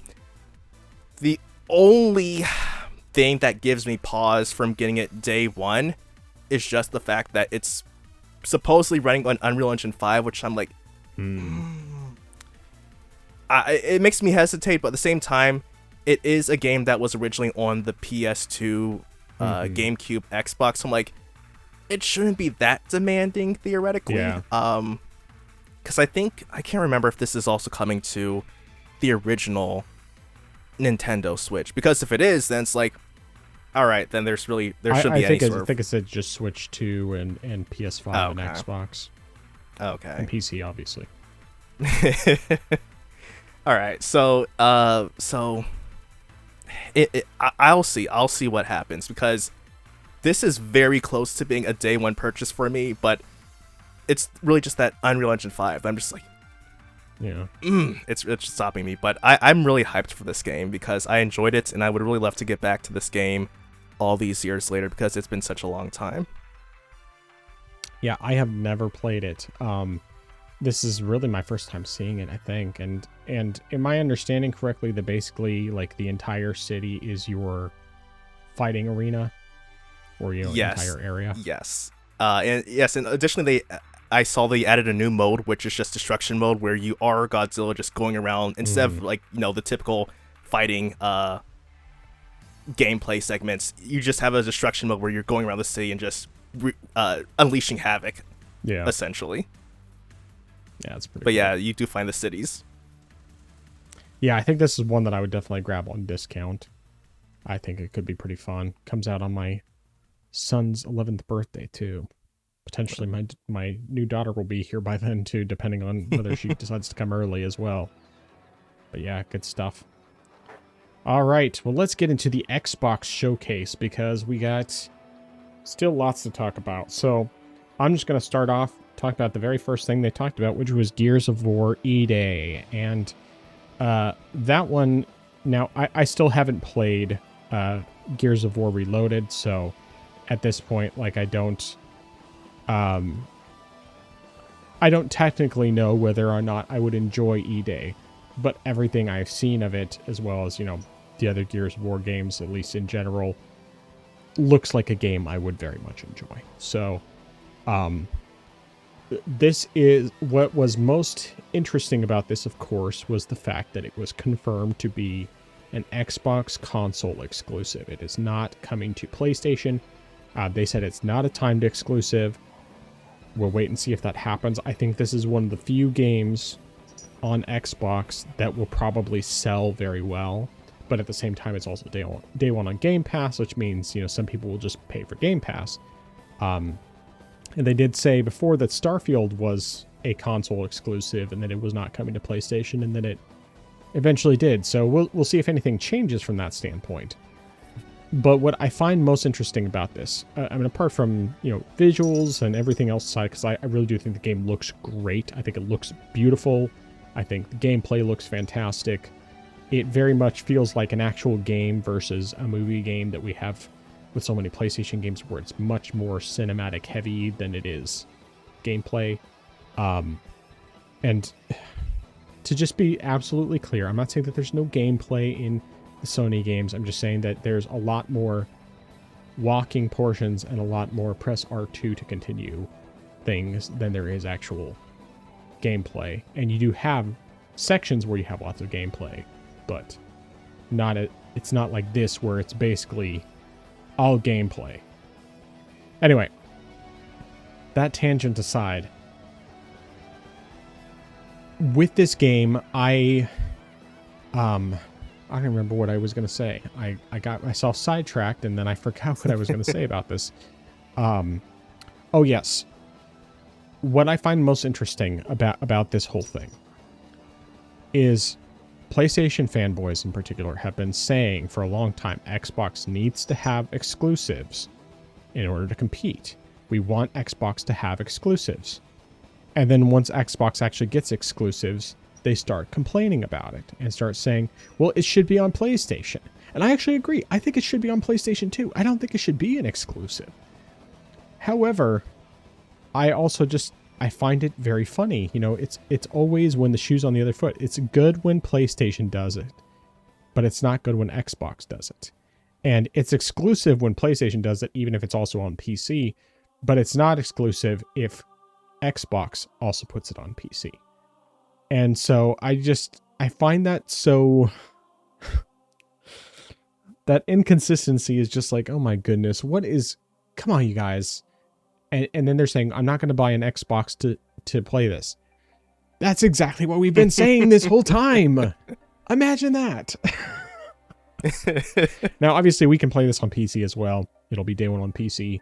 I'm not playing this day one because I still haven't even played Gears of War, the first one, which, I have it, but I haven't played it yet. But I'm still very interested in it. And more likely than not, if I really enjoy the first Gears of War whenever I get a chance to play it, I would say there's a good chance I will end up getting E-Day and playing that. I would really like it if they brought 2 and 3 to PC, but since it doesn't seem like that's happening, more likely than not, if I want to play those, I'm just going to have to emulate them, and there's that. But, yeah. Yeah, I definitely agree. The game looks good. I am also in the camp where I haven't played one, so I wouldn't know if I would enjoy E-Day yet. Although I played 3 at a buddy's house some years ago, and from what I played, it was pretty decent. But it's been such a long time that I can't even remember at the time because it was also on his Xbox One, so that tells you how long ago it was. Yeah. But yeah, I mean, it definitely looks interesting, and I'm also curious to know about what happens with exclusivity. And I mean, with Asha Sharma changing things, it could very well be that this is a pure Xbox exclusive where it is not going to be leaving Xbox or PC, and just be on those platforms. So I see that being the case, because she has definitely so far been doing what she says. As far as like, if she says she's going to make an X change, she makes an X change, and if she says she's gonna do a Y change, she does a Y change. So I think she might be pretty adamant about not bringing these games to PlayStation. And you know, it might be more of a case by case things where live service games they'll go over, but if they're single player games or they're games that haven't been already announced for, you know, PS5, because I think I can't remember what other games, like Fable, I think was already announced for PS5, so you know that's gonna come over. But if it's a game that hasn't been confirmed yet, I mean, technically, they haven't confirmed anything about Elder Scrolls 6. So I mean, as far as we, you know, they've only shown like the teaser, so that could be a game that is only on Xbox. I could see that happening now. It could be. If they actually they could do that with this, they could very well do Elder Scrolls 6 as Xbox and PC only. Now, to be clear, I still think it should go everywhere, but if it didn't, it would actually be pretty funny. I mean, I don't like it's not something where I think it would sell people. I mean, you get people to buy an Xbox. I mean, if they get to the point, I mean, by the time that comes out, we actually get to the point where console prices start going down during the gen again, which who knows if that'll actually happen. Then I could see that being something that would sell a console. But I still think that that's not the best thing, because you're going to sell a lot more copies if you just sell it to everyone instead of locking it down to a single plastic box. Yeah. I definitely agree there. And I mean, I also would like it to come to PlayStation 5, but like you said, at the same time, it is, though, humorous to see the same people who were, you know, talking about Xbox saying, hey, these are our exclusives that you can't play. Here's a list of games that are only on the PS5. And meanwhile, when Xbox has a game that's only on their platform, they're like, whoa, guys, that's totally unfair. What are you doing? Or they change their tune if they said they want to get E-Day, and they say, hey, I don't want that anyway. It's gonna be trash. Right, exactly. You know? And even just trying to redefine or pretend like they don't know what the word console exclusive is. And they're saying, what's that supposed to mean? And it's like, when that was the case for the PS5 games, you said console exclusive means it's not coming to Xbox. Duh, sure it's coming to PC, but it's just not coming to Xbox. Now when Microsoft says console exclusive, you're like, well, what does that mean? I mean, it's not really an exclusive though, is it? Because it's coming to PC. And it's like, do you not hear yourselves right now? Yeah. Did we not go through this the past like something years? But yeah, it's crazy. Yeah, it's just these list wars are just so stupid, and that's really what this is all about. At least, especially on the PlayStation side and the hardcore Xbox fanboy side. Which, you know, I think that there are fewer Xbox fanboys than there are PlayStation fanboys, but I also think that it's probably more just that the PlayStation fanboys are the vocal minority, and, you know, same with the Xbox fanboys, just they're a smaller minority. But yeah, all this is about list wars, and it's stupid. It's so stupid. It's like, if you know, Xbox has some great features that PlayStation doesn't have. And more likely than not, they're going to get even more features that PlayStation doesn't have, because PlayStation's users really aren't asking for anything better from PlayStation. And I would say Xbox users, like, they're not much better, honestly, even though they are getting more because of the fact that Xbox has been so far behind, and they're, shifting their strategy at the very least by, making it possible for people to have Steam and everything on the Xbox Helix, or whatever it ends up being called. But yeah, either way, I wish that these stupid console wars would just die, because we are getting so many great third-party games across the board that are coming to all platforms. And honestly, most of the third-party stuff is impressing way more than the first-party stuff. Now, I will say, I think their first-party offerings are honestly better now. PlayStation used to be better, in my opinion, but because so many of their games are all these third-person cinematic action-adventure games, they're just feeling very samey, even if they're not the same. Because yes, you have differences between something like Last of Us versus Ghost of Tsushima versus Returnal and Soros, and then Wolverine and Spider-Man, even though Wolverine and Spider-Man are very similar. But it's like you have some differences, but they're still all very cinematic third-person action-adventure games. Whereas Xbox, you have shooters, you have action-adventure games, you have platformers, you have real-time strategy games, you have Flight Simulator, you have Forza, you have Forza Horizon, you have just all these different wide variety of things. I mean, you had Kiln that just came out. At least I think it's out now. You just have such a massive variety in the types of games you have on Xbox versus PlayStation. And it's so funny to me, because I always ragged so much on Xbox when I was younger, because I liked PlayStation and Nintendo, and now I'm just so much in the opposite field, because I feel like Xbox just has a better variety of games. They don't all appeal to me, but the games that they have appeal to me more because there's more options. So anyway, that's enough side ranting about that. Let's get back to the other games shown in the showcase. So why don't you give your first one? All right, my first game is called Bad Magpie.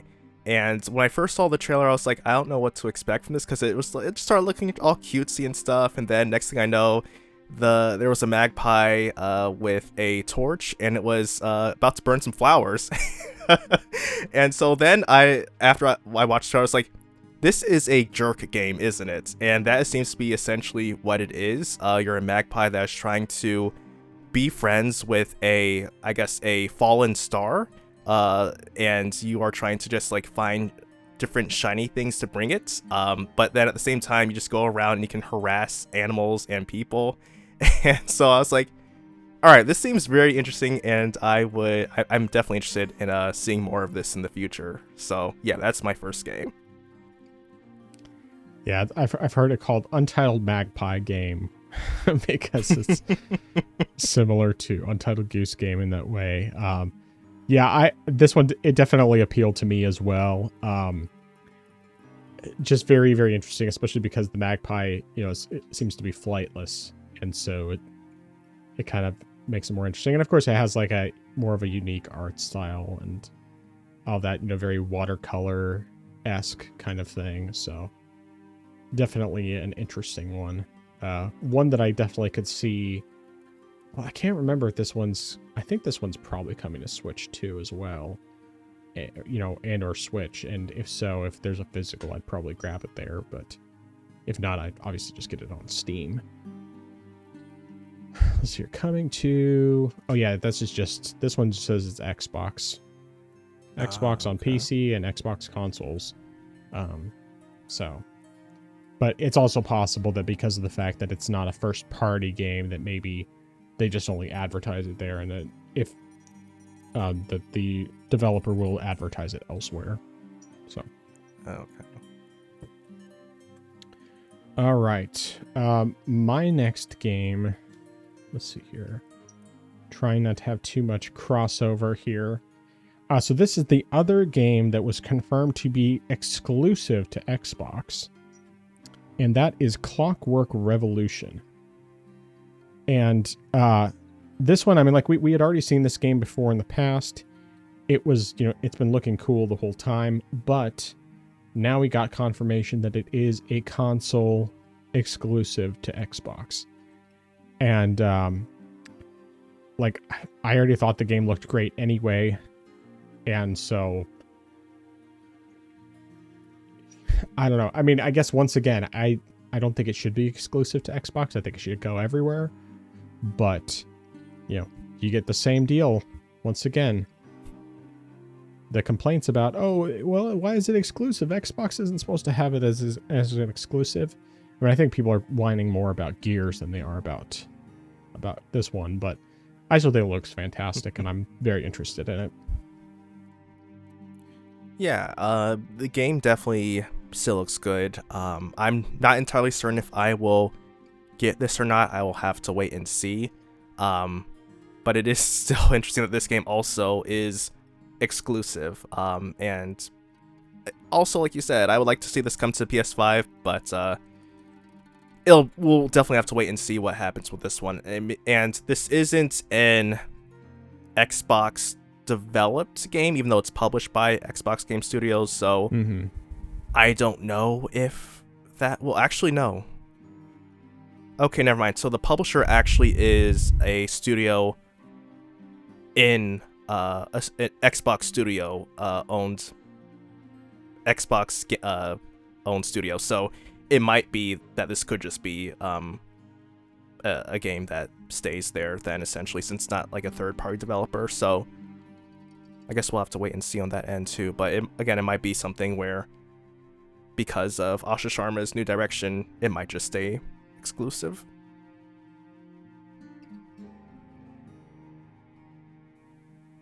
All right, what's your next game? My next game is Persona 4 Revival, and you said this is a game that definitely could have been shown at the Summer's game or the Xbox Games Showcase, and it was. So it's coming out this year, I believe. This, or is it next year? No, it's February 2027. February 27th. Okay, yeah. So coming out next year. So we definitely have a date for that. It definitely still looks good. I'll probably hold off for a while just because of the $70 price tag, and I'm just like, that's not really something I would necessarily want to play right away. And I mean, I still also technically have a few other Persona games that I own that I could go ahead and play those and wait for the price to go down before getting that. So I would just have to wait and see. But definitely glad that we have a release date, and this is of course coming to all platforms. So wherever you're playing, go right ahead and play. But it's also just still interesting that they didn't show this at the State of Play, but they showed it at Xbox Showcase. And I think, was this also revealed to be on Game Pass or no? Yes, day one on Game Pass. Okay, and it's on Game Pass. So that definitely makes sense then. Yeah, I mean, this one definitely... of course, we expected it to show up, but to actually see it in this state, especially after the original teaser that just looked really, really rough, I mean, this looks absolutely perfect. Like, this looks like exactly what Persona 4 Remake should be. In every possible sense. I mean, it's got that style that you have from Persona 5 and from Persona 3 Reload. It's got all the visual improvements and just like more flashy stuff to it, and of course, I mean, it looks absolutely stellar. Like, this is exactly what I wanted out of a Persona 4 remake, and I'm so very excited about it because Persona 4 Golden still remains my favorite of the Persona games. But this basically just takes everything that was great about that game and turns it up to 11. And then adds all the style that you get from Persona 5, because Persona 5 really was the one that gave it that style. Like Persona 3 was where you started to have, where you got the social links and all that added in, and kind of more the structure that you get for Persona games going forward. But this was, I think this was the one that kind of started to get the Persona series more popular, particularly with the Vita version with Persona 4 Golden. And the fact that they were able to remake this and get, everything that's great about the original, or at least about the Golden version, because they definitely brought in some stuff from Golden, including the extra character that was not in the original game but was in Golden. But then at the same time, they have all the extra style and flashiness that you get from Persona 4, or for Persona 5 and Persona 3 Reload. And I mean, because one of the things that it was definitely really lacking for both the original Persona 4 and for Golden was just the fact, because of the fact that those were basically PS2 games. I mean, yes, Golden was a remaster for Vita, but because of that, you have the PS2 models and everything like that, and the cutscenes and everything, with the exception of the anime stuff, were very wooden feeling, because it's just very dated, whereas this looks like absolutely gorgeous. It has like the modern visuals and the battle layout and that sort of thing. Instead of scrolling through menus, you have ABXY for your button presses and everything. And they added like a counter that you didn't previously have for countering shadows that attack you in dungeons. And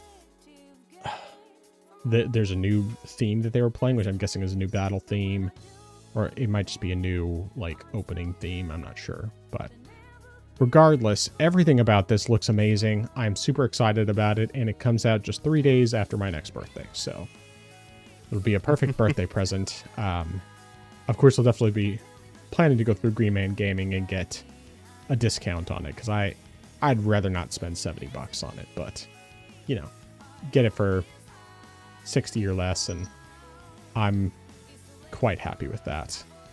So yeah, there's so much about this. Just like the more I watch it, I'm just noticing little things, and having played 4 Golden so many times, I'm like very familiar with a lot of different things, and so I'm really noticing all the little details and just the massive amount of additional stuff that just wasn't present in the original versions.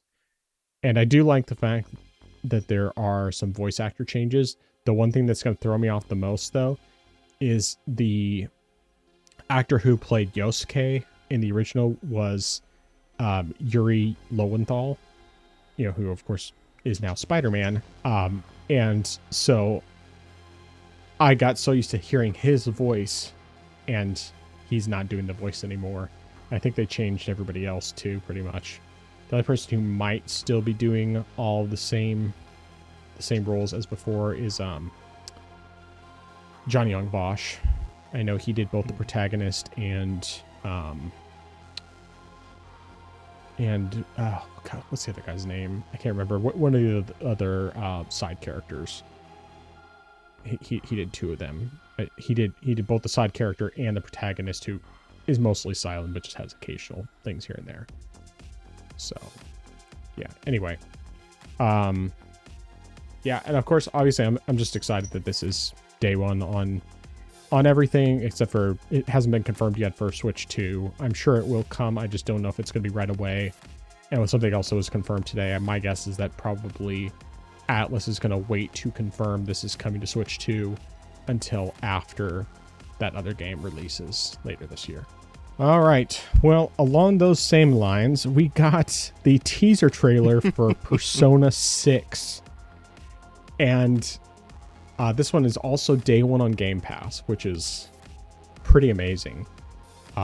It's like Microsoft really has obviously a good relationship with Atlas. I don't think 3 Reload was day one on Game Pass, but I'm pretty sure that 4 Gold and 3 Portable are both on Game Pass. And, of course, 4 Revival is day 1 on Game Pass. Metaphor ReFantasio was day 1 on Game Pass. So I'm pretty sure it was. Maybe it was just that they marketed it through Xbox, but regardless of any of that, this teaser showed nothing. Except some gravestones, giving kind of the impression that it's a bit darker in terms of its theme, and then a green Persona 6 logo. We didn't see a protagonist. We didn't see anything else. It's day 1 on Xbox, on both PC and both console and PC, and on PlayStation 5 and on Steam. So I'm very happy about all of that. There was no release timing for it. I hope that the rumors are true, that it's actually pretty far along and that it'll be coming out next year, but my guess is that, as I had theorized before, they probably didn't show anything more because they didn't want to take away from Persona 4 Revival. So they'll probably show it after 4 Revival drops. Yeah, that definitely was interesting to see, and of course, what happens next, we don't know.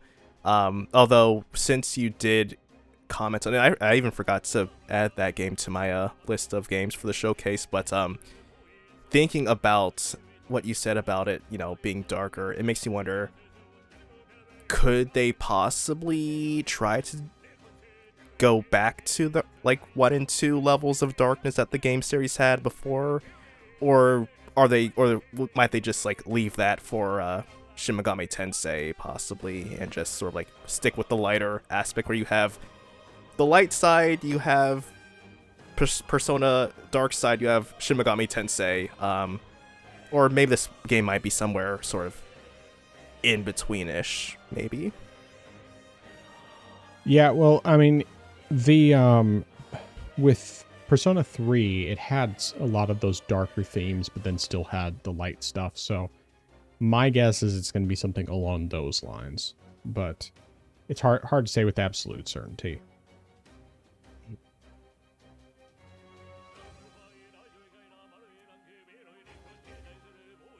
All right, what's your next game? My next game is Doom: The Dark Ages Revelations, and this one, I sort of didn't think about Doom showing up, and correct me if I'm wrong, but would this be the first expansion for the game, or was there one already? Yes. For? Okay, yeah, so it definitely makes sense then that they had this, and it looks pretty interesting, and they do have, unless this was in the base game that I did not know about, was the spear, which definitely looks interesting to me, and I'm like, all right, cool. And it looks like you could still also use the shield, which I think is good to still have that, especially since that was one of the key new aspects of the base game. So I'm glad they didn't necessarily just throw that away.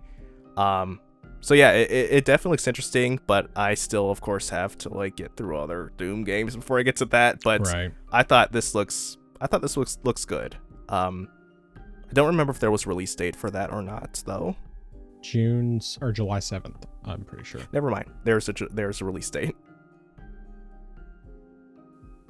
Yeah, this one looks absolutely incredible. The little tiny bit I played of Dark Ages I enjoyed, but I definitely want to finish going all the way through Eternal before I play the Dark Ages completely, because, mostly just because I want to. I mean, Eternal's really good, and I still have yet to do all the DLC anyway, because I did the original story all the way through on Switch, and then I have played a little bit. I mean, I played a tiny bit of the DLC, but not very much, and then on PC I have done maybe a third of the way through the story so far. So I very much want to finish all of that before I go back to the Dark Ages and really play the whole thing. But yeah, I would say there's a pretty good chance that when I actually get to Eternal or get back to Eternal and finish everything up in that, once I'm finished with that, I'll probably jump straight into the Dark Ages, because, it's good stuff. All right. Let's see here. Next thing on my list. Some of these I'm getting mixed up in my brain, so I'm trying to remember what showed up where. Yes, so this next one I'm pretty sure was at Xbox Showcase, and that is Crazy Taxi World Tour. I have not played the original Crazy Taxi, but I've always been interested in checking it out, and World Tour is looking like fantastic. Because of course Sega, told us, I think it was several years ago, that they were going to be revisiting some of their old IPs, and Crazy Taxi was one of those. But yeah, so it's great to see, and it looks fantastic. Yeah, it's definitely good to see the game show up. I also have not played Crazy Taxi. I think I might have one of those Dreamcast PC ports in my Steam library before they were all delisted, but I have to go back and see if that was one of them or not. But I'm glad that they are bringing back these IPs. It's definitely good. The one thing that is making me wonder if I want to get this or not is just the fact that the main, or at least the two characters they showed, looked like they came from Fortnite, and I'm just like, oh yeah, maybe this was an aesthetic from the original Crazy Taxi. But I'm just like, I looked at them, was like, well, I'm sure you could probably play Fortnite. as, oh gosh, what's that guy's name? It's gonna bother me because the main character in the original Crazy Taxi that you play as, is black, and he, gosh, it's like his name is on the tip of my brain because obviously I didn't play it, but you could race as him in Sonic All-Stars Racing Transformed, and I enjoyed playing as him quite a lot. That was quite fun, but I can't remember his name, and it's gonna bug me until I remember it. But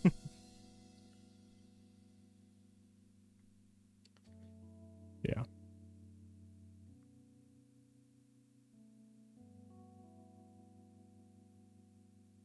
All right, what's your next one? My next game is, well, something we've already talked about, Valor Mortis, and really it's just because of the fact that we have a concrete release date, which is, as you mentioned before, September of this year. So coming up within the next 3 months, and that is great.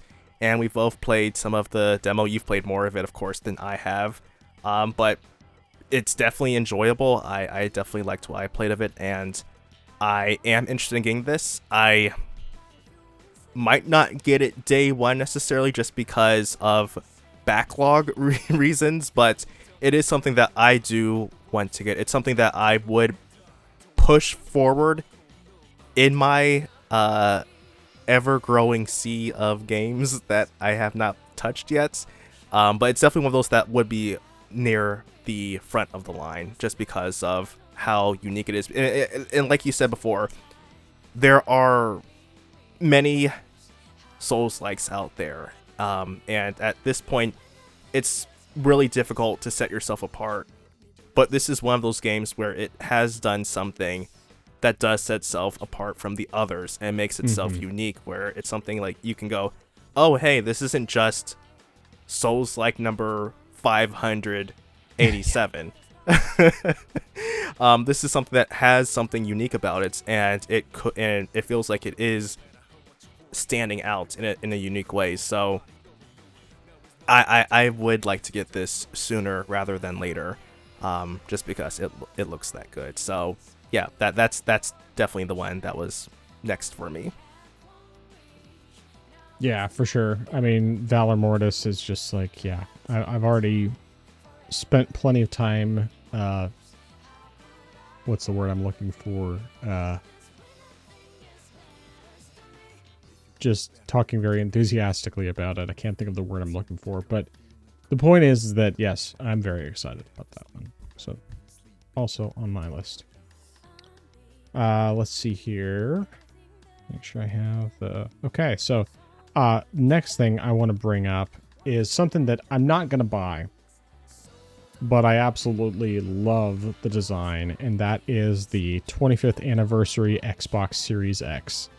The little preview they did for it was like basically a flashback to 2001 with like a bunch of iconography and everything that just like, oh man, this brings back memories of back in those days when I was a young teen and all this other stuff. And then they did like an animation of the original Xbox, a transparent green original Xbox fusing, fusing together with the Series X. And then, you have the transparent green Series X with the transparent green controller. And it's just like, oh man, if not for the fact that, number one, it's way too expensive for my taste, because, it's like $650 minimum. And I don't know what the cost of this actual one is.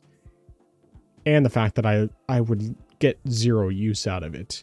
I would love to have this because I love the design so much. It's just so much nostalgia attached to that design. Not even on the Xbox side, because I've never owned an Xbox, but just like, it's gorgeous. Yeah, it definitely looked very nice. And it's not something that I expected to see, but going back to that age where you did have, well, maybe not necessarily all the consoles, but you did have more translucent stuff, like especially with the controllers, and that was sort of like when people made the custom shells for like the Steam Deck and stuff. For people who like that sort of thing, this is a great way to go back to that. And I think one thing that was really cool is that all the Xbox fans who were in attendance at the showcase get a limited edition Xbox, which is just a very nice. Like, if they gave me one, I would take it. I'd find some use for it, but yeah, I thought that was it very should have cool been as well. me, not him. It's not fair. Yep. Indeed. All right, what's your next thing? My next game is, what's the list here? Oh, okay. Yeah. My next game is Spyro: A Realm Reborn. I'm sorry, A Realm Beyond. And Spyro is a game which we have not heard about since the sort of remake that they made some odd years ago. Crash has had several new games. Spyro has been essentially dormant and essentially forgotten about. So they are making a whole new. Actually, I can't remember if this is supposed to be a remake or a reboot. No, it's a brand new game. A brand new game then, so it's probably just like a brand new entry then. So either way, this is a new Spyro title. I played a little bit of, I can't remember which Spyro game it was, but it was back on the PS1. That's like the only Spyro game I've played. And maybe like a couple of the Game Boy Advance titles that like a cousin had, that when we're swapping like games between each other, like that was the one like I probably played. But yeah, I'm definitely interested in this. It looks good from what little gameplay footage I saw, and it looks like, again, I've only been playing like the PS1 essentially, but it looks like it's doing newer stuff, which definitely is good. So I'm interested in seeing what happens with this game. Yeah, for sure. This one definitely has me very interested. I have, though, the Reignited trilogy on PC, and I've played a little bit of the first game. I probably put in like 2 or 3 hours into it, and I got stuck on one of the jump puzzles and never went past that. But yeah, this definitely brings back to the classic era of 3D platforms, especially the early 3D platformers on PS1 and N64. And yeah, I'm very interested in this one. I mean, it's not day one by any stretch, because I don't want to play through the other, play through the Reignited trilogy before I play something like this. But I still think it's great that it's coming back, because that's just another example of Xbox doing something different. And that's part of why their library feels so much more interesting to me than what PlayStation's does. And of course, the fact that it's coming everywhere day one is also great. Yes. All right, this next one is one that I'm not entirely certain whether it would be something that I would want to play day one. In fact, I would say it's probably not a day one purchase for me. It'd definitely be something I buy on discount. But a new game, it's not actually a Hellblade game, but it is using the main character from Hellblade, Senua. And the game is just called Senua. And it appears to be an action game instead of basically a walking simulator like the other one was. So yeah, I think it looks like it could be pretty cool. I mean, I do like I enjoyed the first Hellblade, even though it was very much a walking simulator with some light puzzle solving and combat. And the second one, the little bit that I played, was very similar. But this one appears to be much more of a pure action game. So it does have me intrigued at the very least. Yeah, I'm in a very much wait and see state for this game, just because I would like to definitely confirm if there is more action in this game. Because I mean, I've played a little bit of the first Hellblade, and while the puzzles are interesting enough, the combat necessarily wasn't right. It wasn't really something that was memorable or stuck to me. And even though the game is really centered around the storytelling, or at least the atmospheric storytelling, especially if you're listening with like headphones or something like that, I can understand that. But just for me personally, it's not a game that I would really want to come back to like several more times through like a sequel and then another game. So I would really like to see if this is a game that is leaning more so on the gameplay aspect of it, rather than just like the atmospheric audio that you have going on with the first games. And I mean, also sort of seeing if the combat is improved upon, because it wasn't the best in my opinion, or at least the first Hellblade wasn't the best. So, I mean, like it was serviceable, but it wasn't something where I would say like, oh, this is incredible combat. I mean, I feel like I have played better stuff. Like if I'm playing Ghost of Tsushima, that was way better than, you know, playing something like that. So I would have to wait and see what's more. But like the idea of having a more action-based game is interesting. Although for those who enjoyed the first two, I wonder if you're sort of sacrificing that audience. If you're like, for people who sort of liked that atmospheric storytelling, and just sort of that type of game, rather than what this one could be, unless they're trying to still just revamp that and just add more action. Well, it looks like, I mean, this isn't actually considered a Hellblade game. I mean, it's, you know, in the same series, and it appears that it is a sequel to Hellblade 2, but it's not actually, they don't have it labeled as Hellblade, it's just called Senua. So I think that it's intended to be a more or less a spin-off. And I mean, Ninja Theory has made action games before. This is not the first action type game they made, because like they did both what's it called? Gosh, it's on the tip of my brain. It was a PS3 launch title, and it was, you know, exclusive to that. I want to say I keep thinking Hellblade, but it's not called Hellblade. It's, gosh, what is that game called?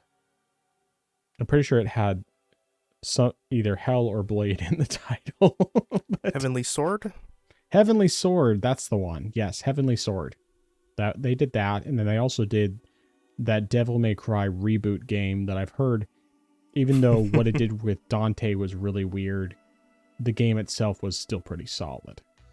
So, I mean, I have it. I haven't played it yet because I figured I'm playing the Devil May Cry games in release order, even though that one's not technically a canonical Devil May Cry game, but yeah. So, I mean, what we saw in the trailer for Senua, it looked like the combat was significantly better, because the combat was not that complex in the first Hellblade, at least, and the second game, I mean, I haven't played enough to where I've gotten to much of any combat, but the little bit that I played, it was like pretty much exactly the same as the first game. So I'm hopeful. It's definitely not one that I would pay full price for. Not by any stretch, but I mean, I'd potentially be willing to spend $20-$30 on it if it ends up being good enough. And I mean, because of how much I did like the first game overall, I think it's worth it potentially. So we'll see. So all right. Do you have any? Last... Eric, go ahead. Sorry. Oh, sorry. Last game for me for the Xbox Game Showcase is a game called Vivarium. And this is sort of like a cozy-ish adventure game. One of the things that really stuck out to me was that Studio Ghibli art style that really appealed to me. And it definitely, I mean, it looks good. It might not be something that's day one, but I am very interested in this game. This seems to be a game that is just something where I could just, come home and if my mind's just fried from work, just relax to this. Yeah. That's something like that I could probably play because it definitely looks interesting to me. But yeah, that's the last one I had. Yeah, that makes sense. I mean, for me, I don't know if it's a game I'd be all that interested in. I like the art style. I'm just like, for one, I'm not sure if the developer that's making it is using the art style as a Trojan horse to get in some of their messaging, or if it's actually like, made by Japanese developers or whatever that are using it in the right way. So I'm curious from that standpoint, but it's probably not something I'm all that interested in. Now, if you play it and you say it's amazing, then I'd be willing to give it a shot. But at least based on what I saw, I was like, okay, art style's cool, but it doesn't really look like my kind of game. So, all right. That was everything I had from the Xbox showcase. Did you have anything else? Nope, nothing else from me for there. All right, so now we have the PC gaming show, which once again, I did not watch this, but I know you had a few games from it. Yeah, I will quickly try to just blaze through these. I only have a couple anyway. First game is called Voidbreaker. This is actually not the first time it's been announced, but this first time I actually had heard about it. It is a roguelite FPS game, and it doesn't necessarily do anything that's too, I guess, unique, but it just like the art style, it looks very nice to me. And just like the environments looked good. So it seems interesting enough to me. It is currently in early access, and because of that, I'm like, this is a game where I probably would just wait until the full release launches, since I'm not really in a rush to play this, but it looked interesting enough to me. Yeah, I mean, watching the trailer definitely looks like a game I would enjoy, and that I actually do enjoy roguelites. And of course, the first person shooter aspect. I mean, it very much gives me vibes of Marathon, which of course I'm not interested in Marathon because it's the extraction shooter and multiplayer only. But this, being single player and all that, definitely appeals much more to me. And I feel like it could very well scratch some of that Destiny itch. So I'll definitely be keeping my eyes on this one. The next game I have is called Time Strike, and that is a game that really appeals to me just because of the elements in the game remind me it reminds me a bit of Super Hot, because you have a first-person shooter game, but you can sort of control time, but you do more because you can also control space as well. And I think you can also control another couple aspects, so I think that is very cool. Because I like Super Hot because of that aspect where, okay, I have to think about things where I can kill enemies in one move, whether it's just with a weapon or, a gun or something like that, but also they can kill me with one hit, and I also can sort of like, I have to be strategic and think about, okay, where are the bullets coming from, and I can sort of like pause time, but then I have to think about, all right, I can move now, wait, where's the next item? I can grab that bat they're throwing at me, throw it Yeah. back at them. So it's like really cool that I can manipulate time. And so having a game that's like that is very interesting. Like I said, and also you can manipulate space as well. So I'm very interested in that aspect. The one thing that kind of was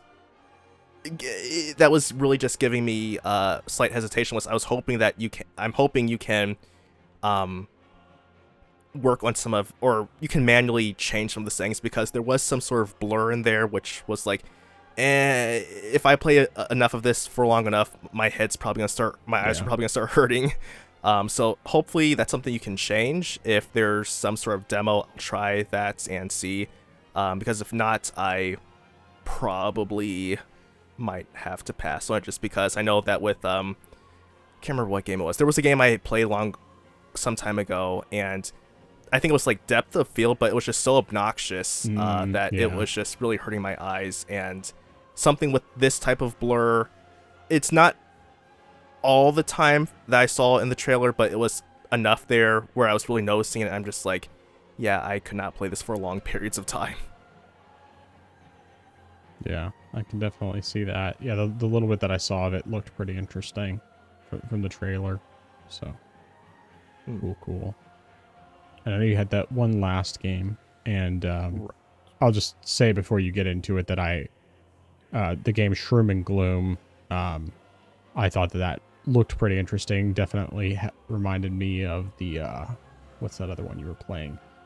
The Vampire Crawlers? Was Crawlers. That the name of it? Yeah. That's what it reminds me of. Yeah, and that is primarily the reason why I even was interested in this game, because I had enjoyed Vampire Crawlers so much that I was like, you know what, this really reminds me of that, and it's kind of cool because I don't know how it works exactly, but I know you're supposed to just use fungi to grow your cards, so I don't know if it's like as you're playing the game, you're like, you know, planting new mushrooms, and they give you new cards, and then you're like going around. I don't know if it's like as you go through the runs and you start over, and the ones you planted give you new cards. So I don't know what it is, but exactly. But all I know is it reminds me of Vampire Crawlers, and I really liked that game so much. I'm willing to give this one a shot. And if Vampire Crawlers acts as the catalyst for the card-based dungeon crawler games, like Hades was the catalyst for me getting its roguelikes, then I definitely am looking. I think I'll enjoy this one, but yeah, that's really the reason why I was interested. Very nice.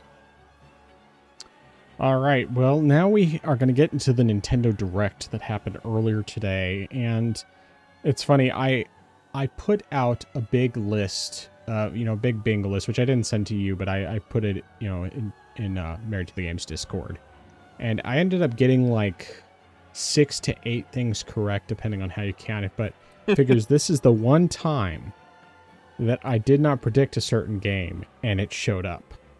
And I'll get to that. Actually, what, I might just go into it right away, because it wasn't on your list, but it was on mine just more because I thought it was cool that it was coming over, and that's Lies of P Complete Edition. I was quite pleased to see this one because, I mean, even though I haven't played a lot of Lies of P, I've only gone through like the first 3 or 4 bosses.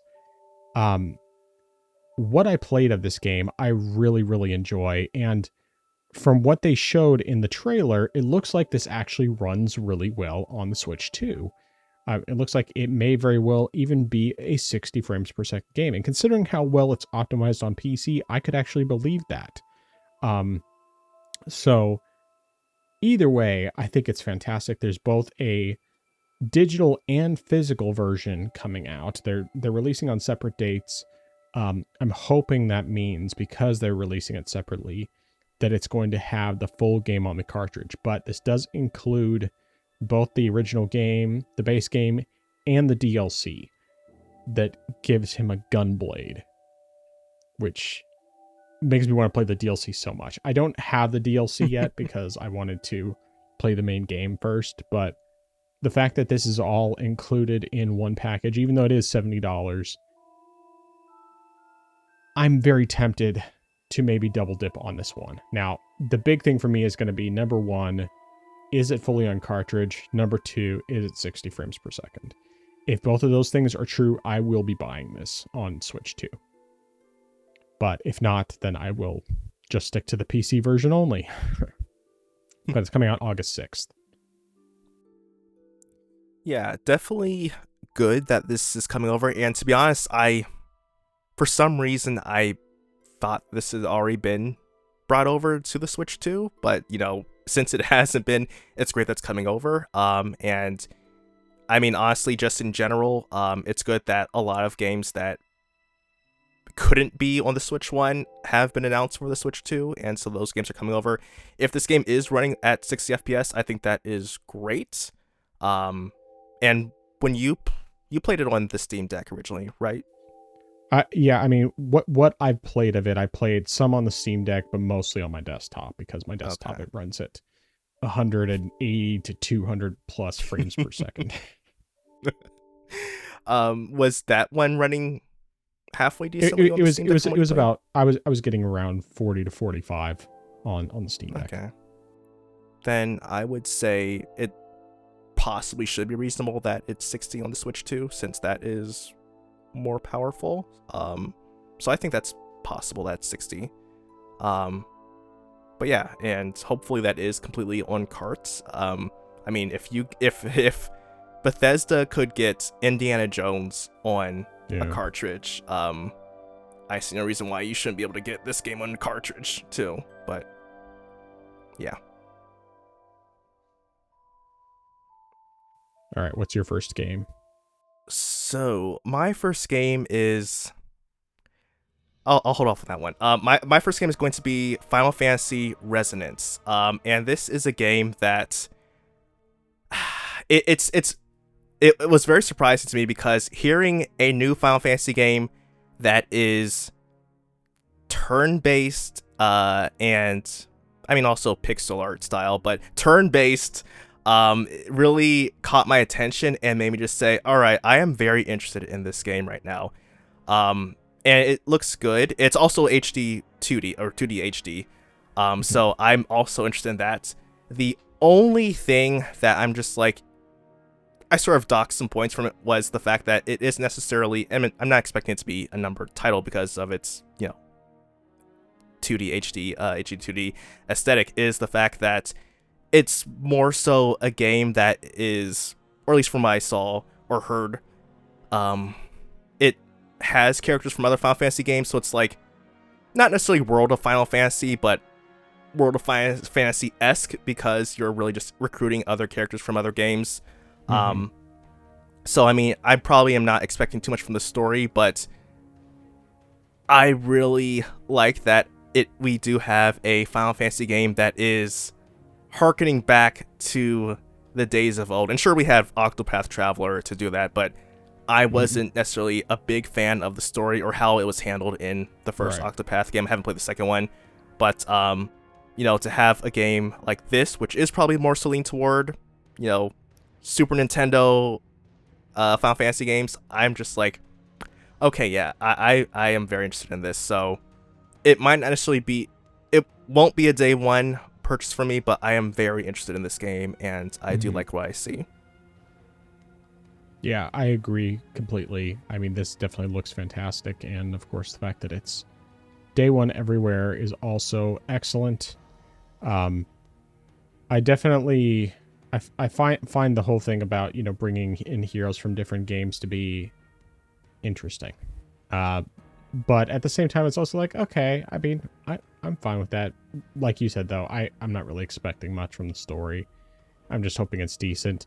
My guess is it's probably going to be on a similar level to like Dissidia, where it was pretty much a pointless story. But at the same time, I mean, or the story is basically just a vehicle for the rest of the game, for the visuals and the music and all that. But I do expect that it will probably be very good in terms of the music. Obviously, visually, it looks fantastic. And I like how they've really expanded what they're doing with HD 2D, because, of course, obviously, with like Octopath Traveler being their first one, it was much more like the diorama kind of thing. This one, they have the diorama thing, but they also have moments where it has like 3D environment, more 3D environments, and different camera angles to make it a little more visually interesting. And of course, the fact that they've brought back actually having character portraits for all the characters so that you can kind of see the real character design beyond just the pixels, I think is really nice. So, yeah. Let's see here. Just checking my list. So another one that was interesting to me, and this is one that I had predicted several times. I knew it was an inevitability, but I'm very glad to finally see it confirmed, is Metaphor ReFantazio. I'm super glad that this is coming over to Switch 2. It looked like it might even potentially be 60 FPS. Unfortunately, the one thing that is very likely is that it probably still is not going to be fully on cartridge, which is very disappointing to me. I mean, I guess it's good in a sense because that means that I'm not going to be tempted to, I'm going to less likely to be tempted to buy it, because if it's only digital, there's just no point.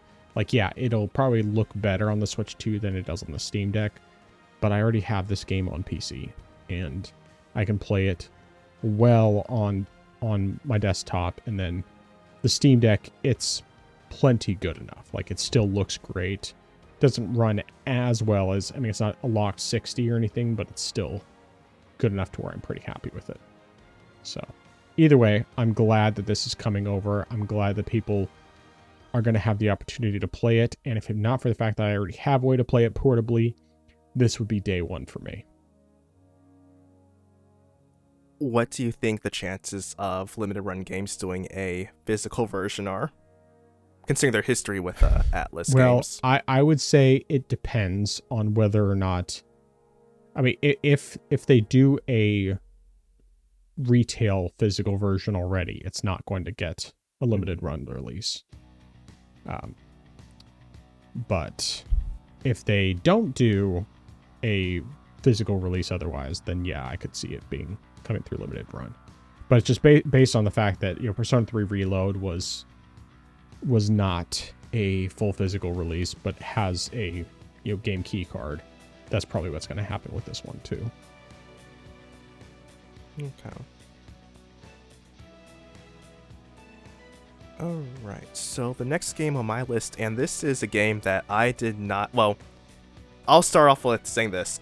It was very interesting to see this game shown, the title at first, and so I saw the trailer and I thought, alright, cool, this is great. I won't be able to play it, but it's great that it was revealed. And that is Muramasa Revenant Blades. And this is I guess a remaster, essentially, of a remaster. So like the game was originally Muramasa the Demon Blades, and this was on the Wii and the Vita, I think, or it was on the Wii ported to Vita or something like that. Yes, the Demon Blade was just on the Wii, and then Muramasa, and then it got ported to Vita as Muramasa Rebirth. Yeah, and this is Rebirth plus the DLC for that in a new package. And so I saw the trailer and I was like, man, I really enjoy playing Muramasa on the Wii, and it's a shame that this is a game that I will not be able to play, and I am just like that. It is what it is, I understand what happens. And the next thing I know, this guy sends me a message in Discord saying that it's coming to Steam, and I'm just saying to myself, what timeline are we living in? This is impossible. This game is coming to PC? A Vanillaware game? Like, I actually have, if you told me that Half-Life 3 was coming out, I would believe that over this. Yes. I would believe Alan Wake 2 being released on Steam over this. Yeah. I would believe Wolverine coming to PC over this. This is like unbelievable, unfathomable. And so when I saw that, I was like, yes. This is going to be indisputably a day one purchase for me. Yeah. I really enjoyed what I played of Muramasa on the Wii. And so, in fact, I even had saved my original Wii file on an SD card, and I was like, all right, I will set this up on like an emulator at some point, and I'll just like have my save file, and I'll just like keep playing on my PC. But I never eventually set that up. But now I'm just like, I don't have to worry about that. I have a native PC port, and it's a shame too, because we have not had any kinds of Vanillaware like games on there. I mean, there was one game, I can't remember what it was called.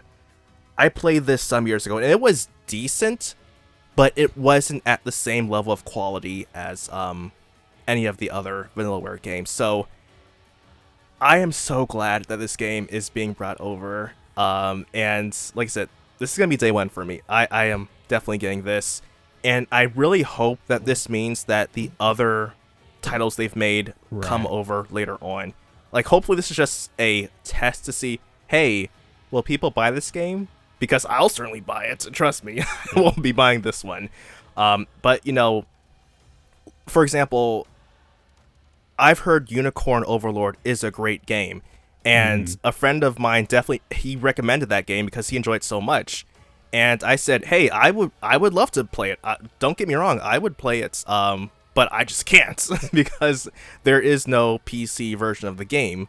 But if this means that later on we could get a PC port of that game, I would love that. If we could get the other games, like I've heard, Odin Sphere is another great game. I would get that as well. I think there was another tactical game I think that was made. I can't remember what it was called. No, it's an RPG called, I think it's 13th something or something like that. Yes. Something with Sentinels, I want to say. Maybe 13 Sentinels. I can't remember. It's on my wish list. I can't remember. So, like, you know, I would be interested in checking out their other games. They just have to put them on PC. But I think this is definitely a very great step. I mean, I've already added that game to my wish list because I'm just like, yes, absolutely. You have fine. I mean, I never thought this day would happen. This is like up there with believing that Nintendo would put their games on PC for me because Vanillaware was adamant about not putting their games on PC, and now we have it. So it is day one for me all the way. But yeah, that is my next title. Yes. When this one popped up in the Direct, my jaw dropped. I have been asking for this since the Switch came out. I have been wanting a port of this on the Switch. I hadn't even considered PC. I was just like, I just want this on Switch because it feels like such a perfect game for the Switch. And year after year, didn't happen. I completely given up hope. I never thought that this would actually come over after so many years of wanting it and not seeing it. And the second they showed one of those screens, and I think it was just, I can't remember what this on the Direct, what the first screen was they showed, but it was like one of the very first screens that they showed. I think it was when they were showing Momohime slashing at enemies in the trees. So it's like, it's really here. And I just like, I couldn't believe it. And this is day one for me regardless. Now, if this is fully on cartridge, which it should be, I can't think of any reason why it wouldn't be. But because this is like you said, this is the Muramasa Rebirth. This is the Vita version with all the DLC included. And I have the Vita version and bought all the DLC separately. Even though I haven't played through the DLC. But assuming this is fully on cartridge, like I need to see what the difference is between Switch and Switch 2 versions to determine which physical I would buy. But I will definitely get the physical of this, and then I will also buy it on Steam. Because this is a game, like I said, I've wanted this for years. And I am so incredibly thrilled that this is actually finally happening. And I think there is a very strong chance that we could see some of these games revealed at like Tokyo Game Show for PC. Mm. They could just announce that they're going to be bringing more of them over, because I mean, this one obviously, I don't know if it necessarily got like a specific Steam trailer, but you know, the fact is that it's on Steam. Like I looked at Steam and I checked this game for Steam after I saw it in the Direct, and I figured, this probably isn't going to be on Steam, and then sure enough, there it was, and I was like, holy crap, and had to share it with you. And yeah, I'm so excited about this. This was honestly one of the major highlights of the Direct, and there were some really big ones in the Direct, but this was definitely up there. All right, so one of the first things that I'm going to bring up is one that was not on your list, and it's kind of going to be more of a brief mention than anything else, but that is Lords of the Fallen 2 coming to Switch 2. And the major reason why this was, why I think this is just worth mentioning, is not even necessarily because I would get this on Switch 2, because I wouldn't. But mostly because of the fact that this is something that I think, like, visually, I think it looks quite good. I mean, it doesn't look as good as obviously the other versions, but it still looks quite good for a Switch game. Performance-wise was where I was kind of like, I'm not so sure. I mean, there's another game that I'll bring up that I'm much more concerned about the performance, but at least what I saw here, it looked like it was probably running at 30, and that's not necessarily unplayable, but as anyone knows who plays a Souls game, 60 is always better. But either way, I think it's fantastic that it's coming over, because, you know, Souls-likes in a portable form are always good as long as they run properly. And I think 30 is fine. I wouldn't play this at 30. Yeah, I would definitely want to play it at 60 minimum. But even still, I think it's great that it's coming to Switch 2. Was this game confirmed to have physical, or I guess physical key card? I don't think it's been confirmed either way, but I haven't looked it up, and I know that at least when I was looking up physical versions of a lot of the games talked about in the showcase today, most of them were not listed yet. Okay. Now, okay. So the next title I have is something that I predicted, but I predicted it for the wrong showcase. And that is Kingdom Hearts 4. I really undershot that one, expecting Xbox to have that. So we got a little bit of footage, not a whole lot more, but we did get some stuff. And from what I've seen in the trailer, it is definitely similar a lot to what they added in Kingdom Hearts 3. But I haven't played too much, or I haven't played that at all, so I can't really speak about all the new stuff there. And it does the area they showed in the trailer really reminds me of the Shibuya district in Tokyo, which makes me think, okay, is this like now a new world that is in more like our world? Which I'm just like ing really a whole lot, because I'm like, I really feel like why do I keep saying Final Fantasy? Kingdom Hearts is sort of really drifting away from what it originally was, which was a more sort of whimsical fantasy type of thing. And so it's like, it feels more like it wants to be Final Fantasy, or Final Fantasy 7, you know, through 13.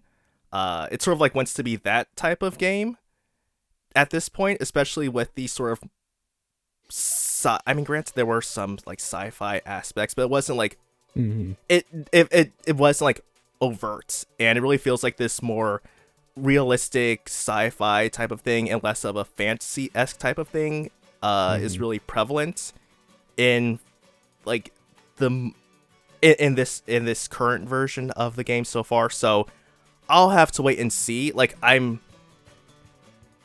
I feel somewhat intrigued because I thought I was going to let go of the series after 3, and I was like, all right, Final Fantasy 3. Why do I keep saying Final Fantasy? Kingdom Hearts 3 is going to be it for me. I am like, all right, I heard this is supposed to be the end of the Xehanort saga. That's it. That's fine. I mean, I've been playing the games for a long time, and I just wanted to like have some sort of resolution. And so I said, 3 is it. I don't care what they do after 3. But at the same time, I'm just like, all right, so there's a 4th one, huh? Yeah. And I'm like, I don't know if I'm gonna be dragged back in. So I'm in a bit of a mixed bag position right now, where I'm intrigued enough, especially since I've been getting back into the games with trying to complete all the achievements for Birth by Sleep and playing more of Dream Drop Distance. I'm like, okay, I'm really getting into the momentum of really enjoying Kingdom Hearts again. So seeing 4 has made me say, all right, this is awesome. But at the same time, I'm also like, I don't know if I like this direction. And Yeah. like, also part of it is the change in art style, where you had that stylistic, cartoony aspect from all the games up to 3. And then they added that like full-on CGI aesthetic, which helped with, adding in the Pixar and 3D Disney films. But at the same time, it's like, it feels like you've lost some of that charm that were in all those other games. So I don't know. I'll definitely have to wait and see more, but it's definitely very interesting that we are getting more news about this, and I'm pretty certain this was confirmed to be multi-plat day 1 across the board. So that is very good to hear. Yeah, I mean, seeing this one, like, I actually did think that there was a reasonable chance we'd see it, especially because the cloud versions got delisted, and so I thought that we would probably end up seeing not only all of the other Kingdom Hearts games come over, but Kingdom Hearts 4 actually revealed, well, at least teased. I wasn't actually expecting to actually see some gameplay, though. I mean, yes, it's still in early development and everything, so it probably has, I'm going to say probably like 2028 is when we'll actually get the real game. But like the previous teasers, I'm pretty sure the previous teaser didn't show like anything other than Sora and it being like in a realistic environment and, having the more realistic art style. But yeah, this is the first time I'm pretty sure that we've seen any sort of gameplay. So I thought that was very interesting. But yeah, and this is another one where like Kingdom Hearts was synonymous with PlayStation, and now, I mean, yes, it's had Nintendo entries as well, obviously, but the fact that the first gameplay footage we got to see was at Nintendo, I thought was kind of interesting and funny.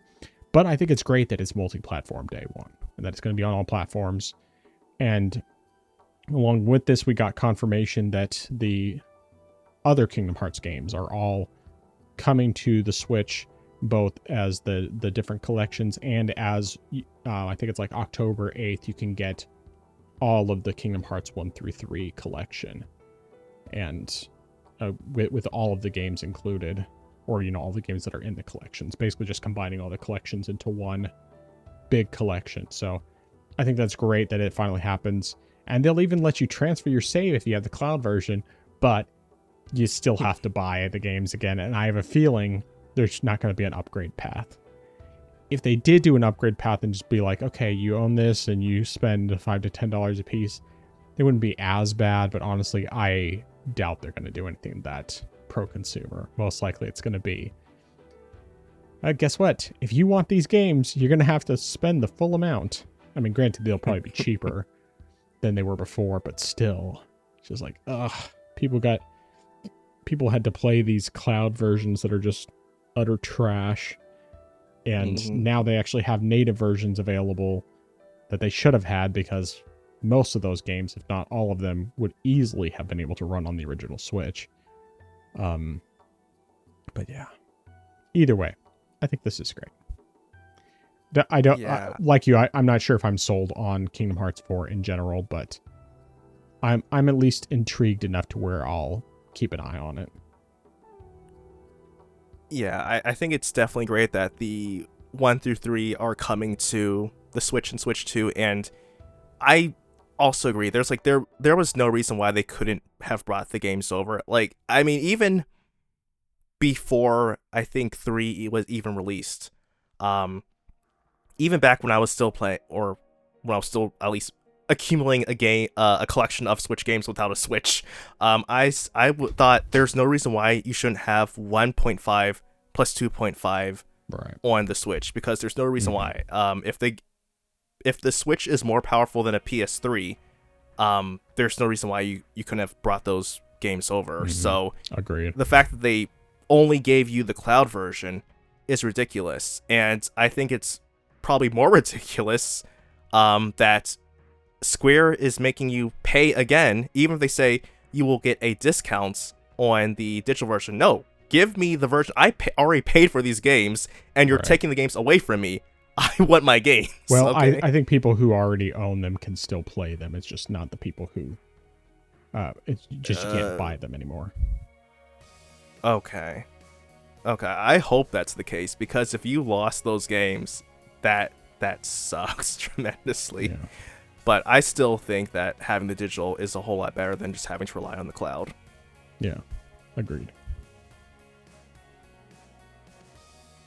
All right, so I'm going to kind of combine a few of these just because of, how late it's getting, but also because of the fact that they were just smaller things in the sizzle reel. So, two of them were anyway. So there's Devil May Cry 5, which is confirmed to be 60 FPS on both handheld and dock mode, which is fantastic. I've heard great things about the game. I own it on PC, but I have to play it. I'm pretty sure it does 60 on the Steam Deck as well. And then Warhammer Space Marine 2 and Rise of the Tomb Raider finally coming over. And Rise of the Tomb Raider is an excellent game. I've heard great things about Space Marine 2. So, yep. Yeah, definitely good additions. All right, what's your next game? I only have one left, but I believe that's 1 hour, so I can wait until you go through all the rest of your games. Okay. All right, so I have 2 more announcements. Actually, no, I guess I have 3. Let me double check your list, make sure there wasn't something. Okay, so yeah, there's just the one that you have left. Okay, so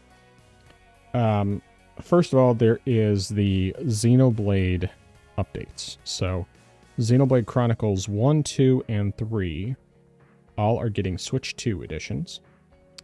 And the Switch 2 editions add 60 FPS to all of them, do up to 4K resolution. I believe it's basically 4K is what it's supposed to be doing, although it's probably, I think it's just upscaled. But still 60 FPS in both handheld and docked modes. They're also adding additional content to the games, and obviously they look a whole lot better in handheld mode than they did before, especially 1 and 2, because both of those looked really bad in handheld mode, especially 2. 2 looked absolutely atrocious in handheld mode, and 1 was better but still not great.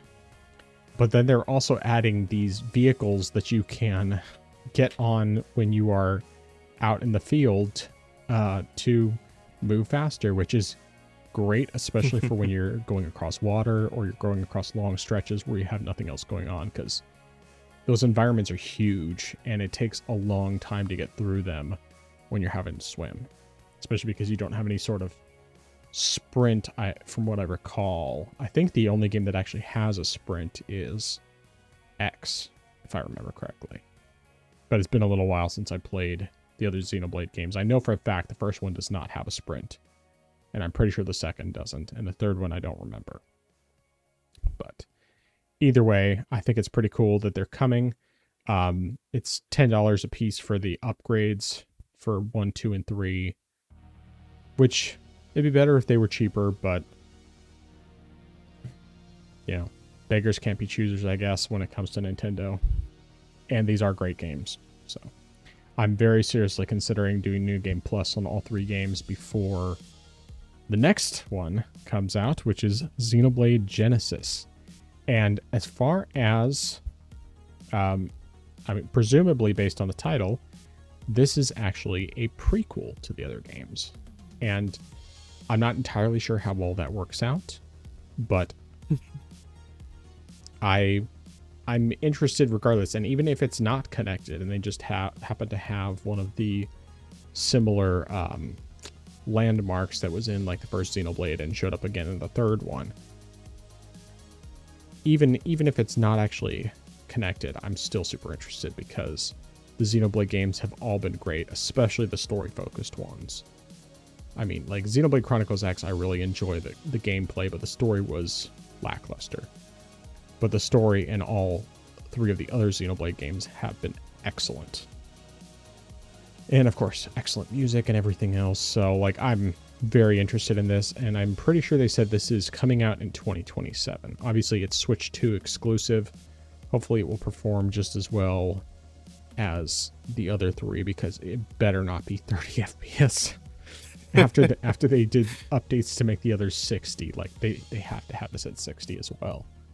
Or at least have the option to choose between the 2 options, because I would definitely choose 60. But yeah, regardless, I'm very interested in checking this out. I'm looking forward to it, and I'm intrigued. Yeah, go ahead. Question. Yeah, so just regarding the story, since the Genesis is supposed to be a prequel, I never finished X, so I cannot confirm or deny this, but I had just read some sort of I think theory from back in the day. Is X ultimately a prequel to the first game? Or it was in the original version of the story, there was no indication of that. It was completely disconnected. However, I don't know about what, if anything, changed with the additional content they added. Because the definitive edition has additional story that takes place after the main story. So I don't know exactly how all that works. I believe it's supposed to connect in some way, but I have no idea how, and I've done everything I can to avoid spoilers, even though I have considered just checking out the story beats so that I can feel like I can take my time more with the rest of the game, and then and that way I'm not like rushing through just to get to the story, because I definitely rushed through Xenoblade X the first time I played through it on Wii U, and at times that was definitely to my detriment, whereas now I just kind of want to do everything because of how long I've waited to play it a second time. And of course, having handheld and 60 FPS and everything makes me want to do that a bit more. But yeah, with this one, like, I think it's a prequel. They didn't actually specifically say it is, but since it's called Xenoblade Genesis, I would assume it is. Right. So, yeah. Okay, let's see here. I think there was one other thing before the final discussion. Where is it? I thought there was something else. Maybe not. Yeah, okay. I guess there's just the very last thing that we both had down. And I'll let you do the honors to talk about it. All right, so the final game was revealed, and initially there was just a little sort of story narrative going on, and mentioned Hyrule, so I said, all right, cool, this is the next Zelda game, whatnot, so we'll see what happened. And then it mentioned a Deku Tree, and I thought, that sounds familiar. And then as the story was going on, the music that was being played was very familiar. And then it talked about a lone boy who did not have a fairy. And then after that, we see young Link in a tree. And then we got a title, Legend of Zelda Ocarina of Time. And this is, the full remake that we've been talking about before with the different rumors and stuff. And it is official. And not only that, it's coming out this year, 2026, which is definitely interesting. It's only coming out this year, and we don't even have like an actual window, and we've only sort of had a teaser. Now, I did not watch the Treehouse after that, so I do not know if anything else was shown, but that's really all. Okay, cool. So it's definitely interesting to say the least. Now, I am obviously, of course, stuff we mentioned, it has potential to be a good game, but the question is, what are they going to do with the game? Mm-hmm. Are they going to keep it faithful to the original N64 title, or are they going to like implement stuff from Breath of the Wild, Tears of the Kingdom, stuff like that? Because while I do believe you can build upon the foundation of the original game and implement quality of life improvements, at the same time changing the gameplay style to fit what has been done more recently is kind of a violation of the spirit of the original game. So I really would have to see there.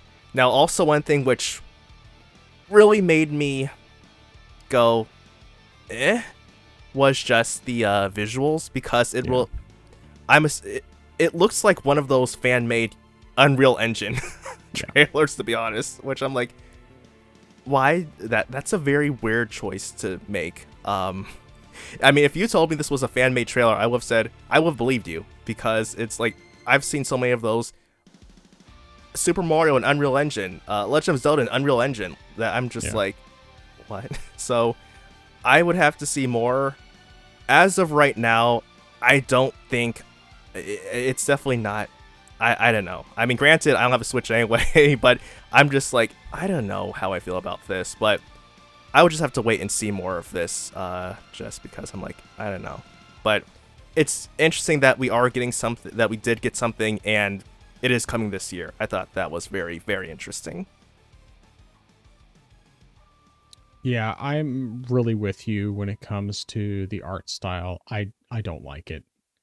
Now, granted, we haven't seen more than just that brief little teaser, and like, it was such a teaser that had like almost nothing.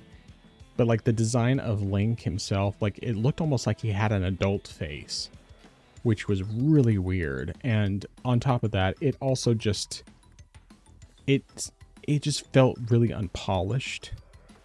Like, it was like a very basic one of those Unreal Engine demos that someone put together, which I've never been impressed with any of them. Like, they look pretty good on the initial look, but once you see them in motion, it's like, oh, this is awful.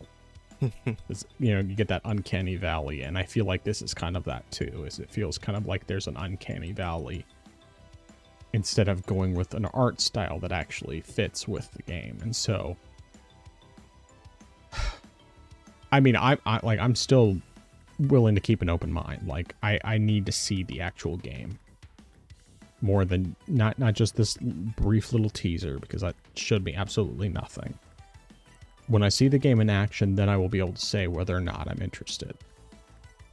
Obviously, price will make a difference as well, but I mean, the price can go down over time, even if not very much. So the real question is, what are they doing with the game? Now, if the entire game looks like this, where it's just got that art style that I just don't like, then it will probably be something where I'm like, nah, I'm good. I played Ocarina of Time a bunch of times. I still have both the N64 and 3DS versions and the native PC version.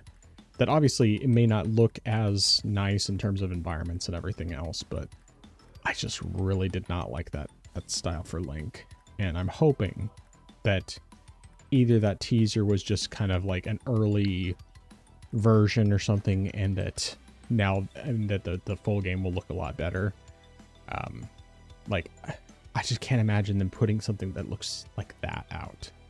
But at the same time, they also, with Star Fox, I mean, like, the models are detailed and everything, but I don't particularly like the model designs. I think everything else looks really good, but the model designs, yeah, they fit with the environments that they created, but that over realistic, kind of anthropomorphic design, I don't care for. And I mean, that one I'm more willing to potentially buy. Zelda, it's like, this one's, you really have to get it right for me to be willing to buy it again. So, and at least with Star Fox, yeah, I don't particularly care for the character designs, but the rest of it seems to be basically the same game. So, Ocarina of Time, honestly my biggest concern, and this is something someone brought up, is they pointed out the fact that the font for the Zelda logo is very similar to that of Breath of the Wild and Tears of the Kingdom. Which is interesting, because they are pretty intentional about how they design their logos from game to game. Now, my hope is that it's just basically they decided to adopt this more, like, rustic kind of look to it. Just to show that this is a remake and this is not the exact same game as the original. But my fear is that it's going to be more Breath of the Wild than Ocarina of Time. And while from the standpoint of what Nintendo typically does with how they design games, I have pretty high confidence that will probably still be really good even if they change it dramatically. I also don't want them to change it dramatically, because that just defeats the purpose, like, in my opinion. Yes, having something changed makes sense in a sense because the fact that we are so many years, I mean almost 30 years removed from the original release. But yeah, I don't know. I just need to see more. I need to see the game in action. I'm not sure why they thought that just showing that brief teaser was good enough, but they said they are going to show it off later. I honestly think, this is my theory and I could be totally wrong, but I think Nintendo has the cojones to do this. I think it's going to come out the same day as GTA 6. I think that that's going to be the release date. Because, you know, if you look at the lineup of all the games that are coming out in September or October, it is insane how many games are coming out. There's like some days where you have like 5 or 6 big AAA games all coming out on September 24th. And, you know, stuff like that. You just have weeks. I mean, there's like probably like 20 some odd games. And that was a list made before the Nintendo Direct. So you have like 20 some odd big games all coming out in a fairly short period of time, all to stay out of the way of GTA 6. But I could see Nintendo being the one and only company who has the cojones to stand up to GTA 6 and say, this is effing Zelda. This is Ocarina of Time. This is one of the greatest games of all time, and here's the remake, and you can sit down. In the words of Nintendo fanboy Doc Trey, you can take a seat. You can take a seat, GTA 6. Bow down to the master. Even though, obviously, there's zero chance that Ocarina of Time will ever sell as well as GTA 6, but, you know. Yeah. I could still see them doing that. But, yeah. That is everything. All the big things. I mean, there was a couple of, like, smaller, minor things here and there, but those are all the ones I really had something to say about. Same here. All right, well, let's get into our recommendations and dissuasions. Why don't you start us off? All right.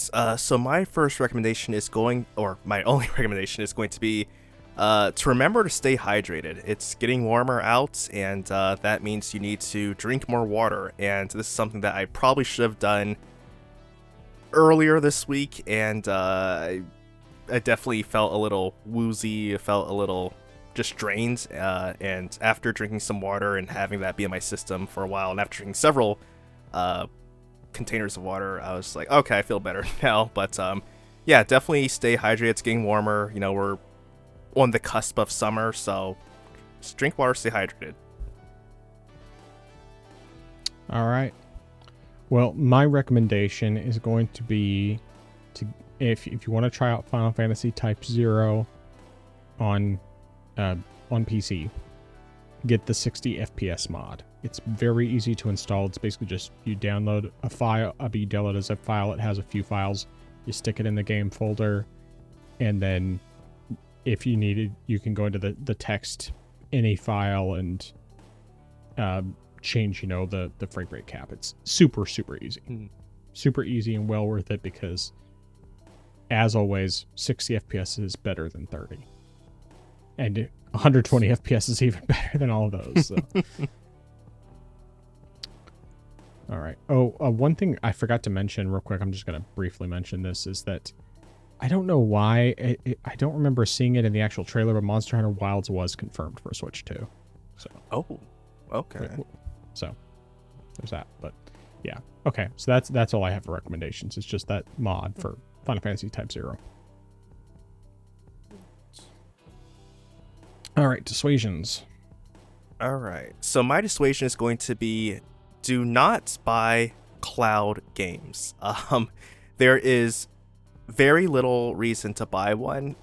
It's people have different opinions on digital, but at least with the digital version, you can download and re-download that version.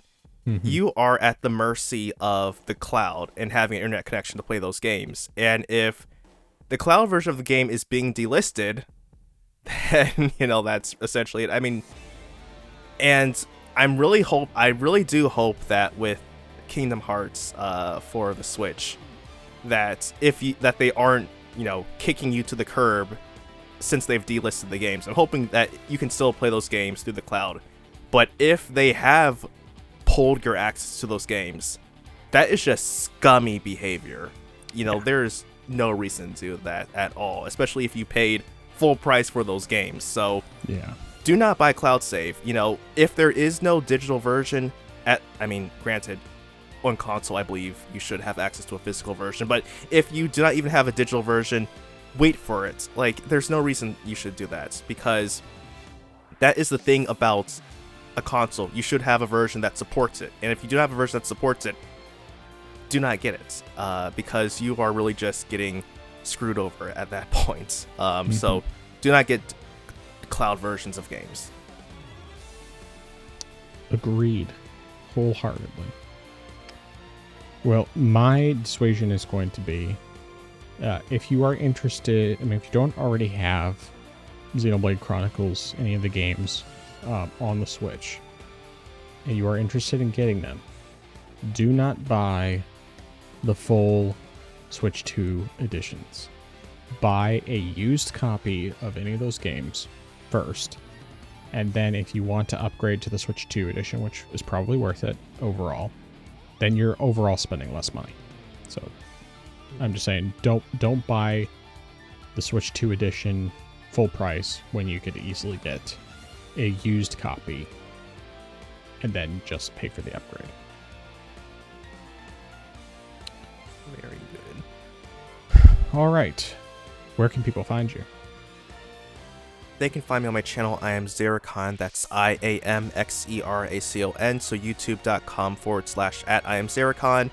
No new content yet, and until I get my PC woes taken care of, I won't have anything for a while. So we'll just have to wait and see what happens there. I also have my other channel, Justin's Bible Blog. That's at Justin's Bible Blog.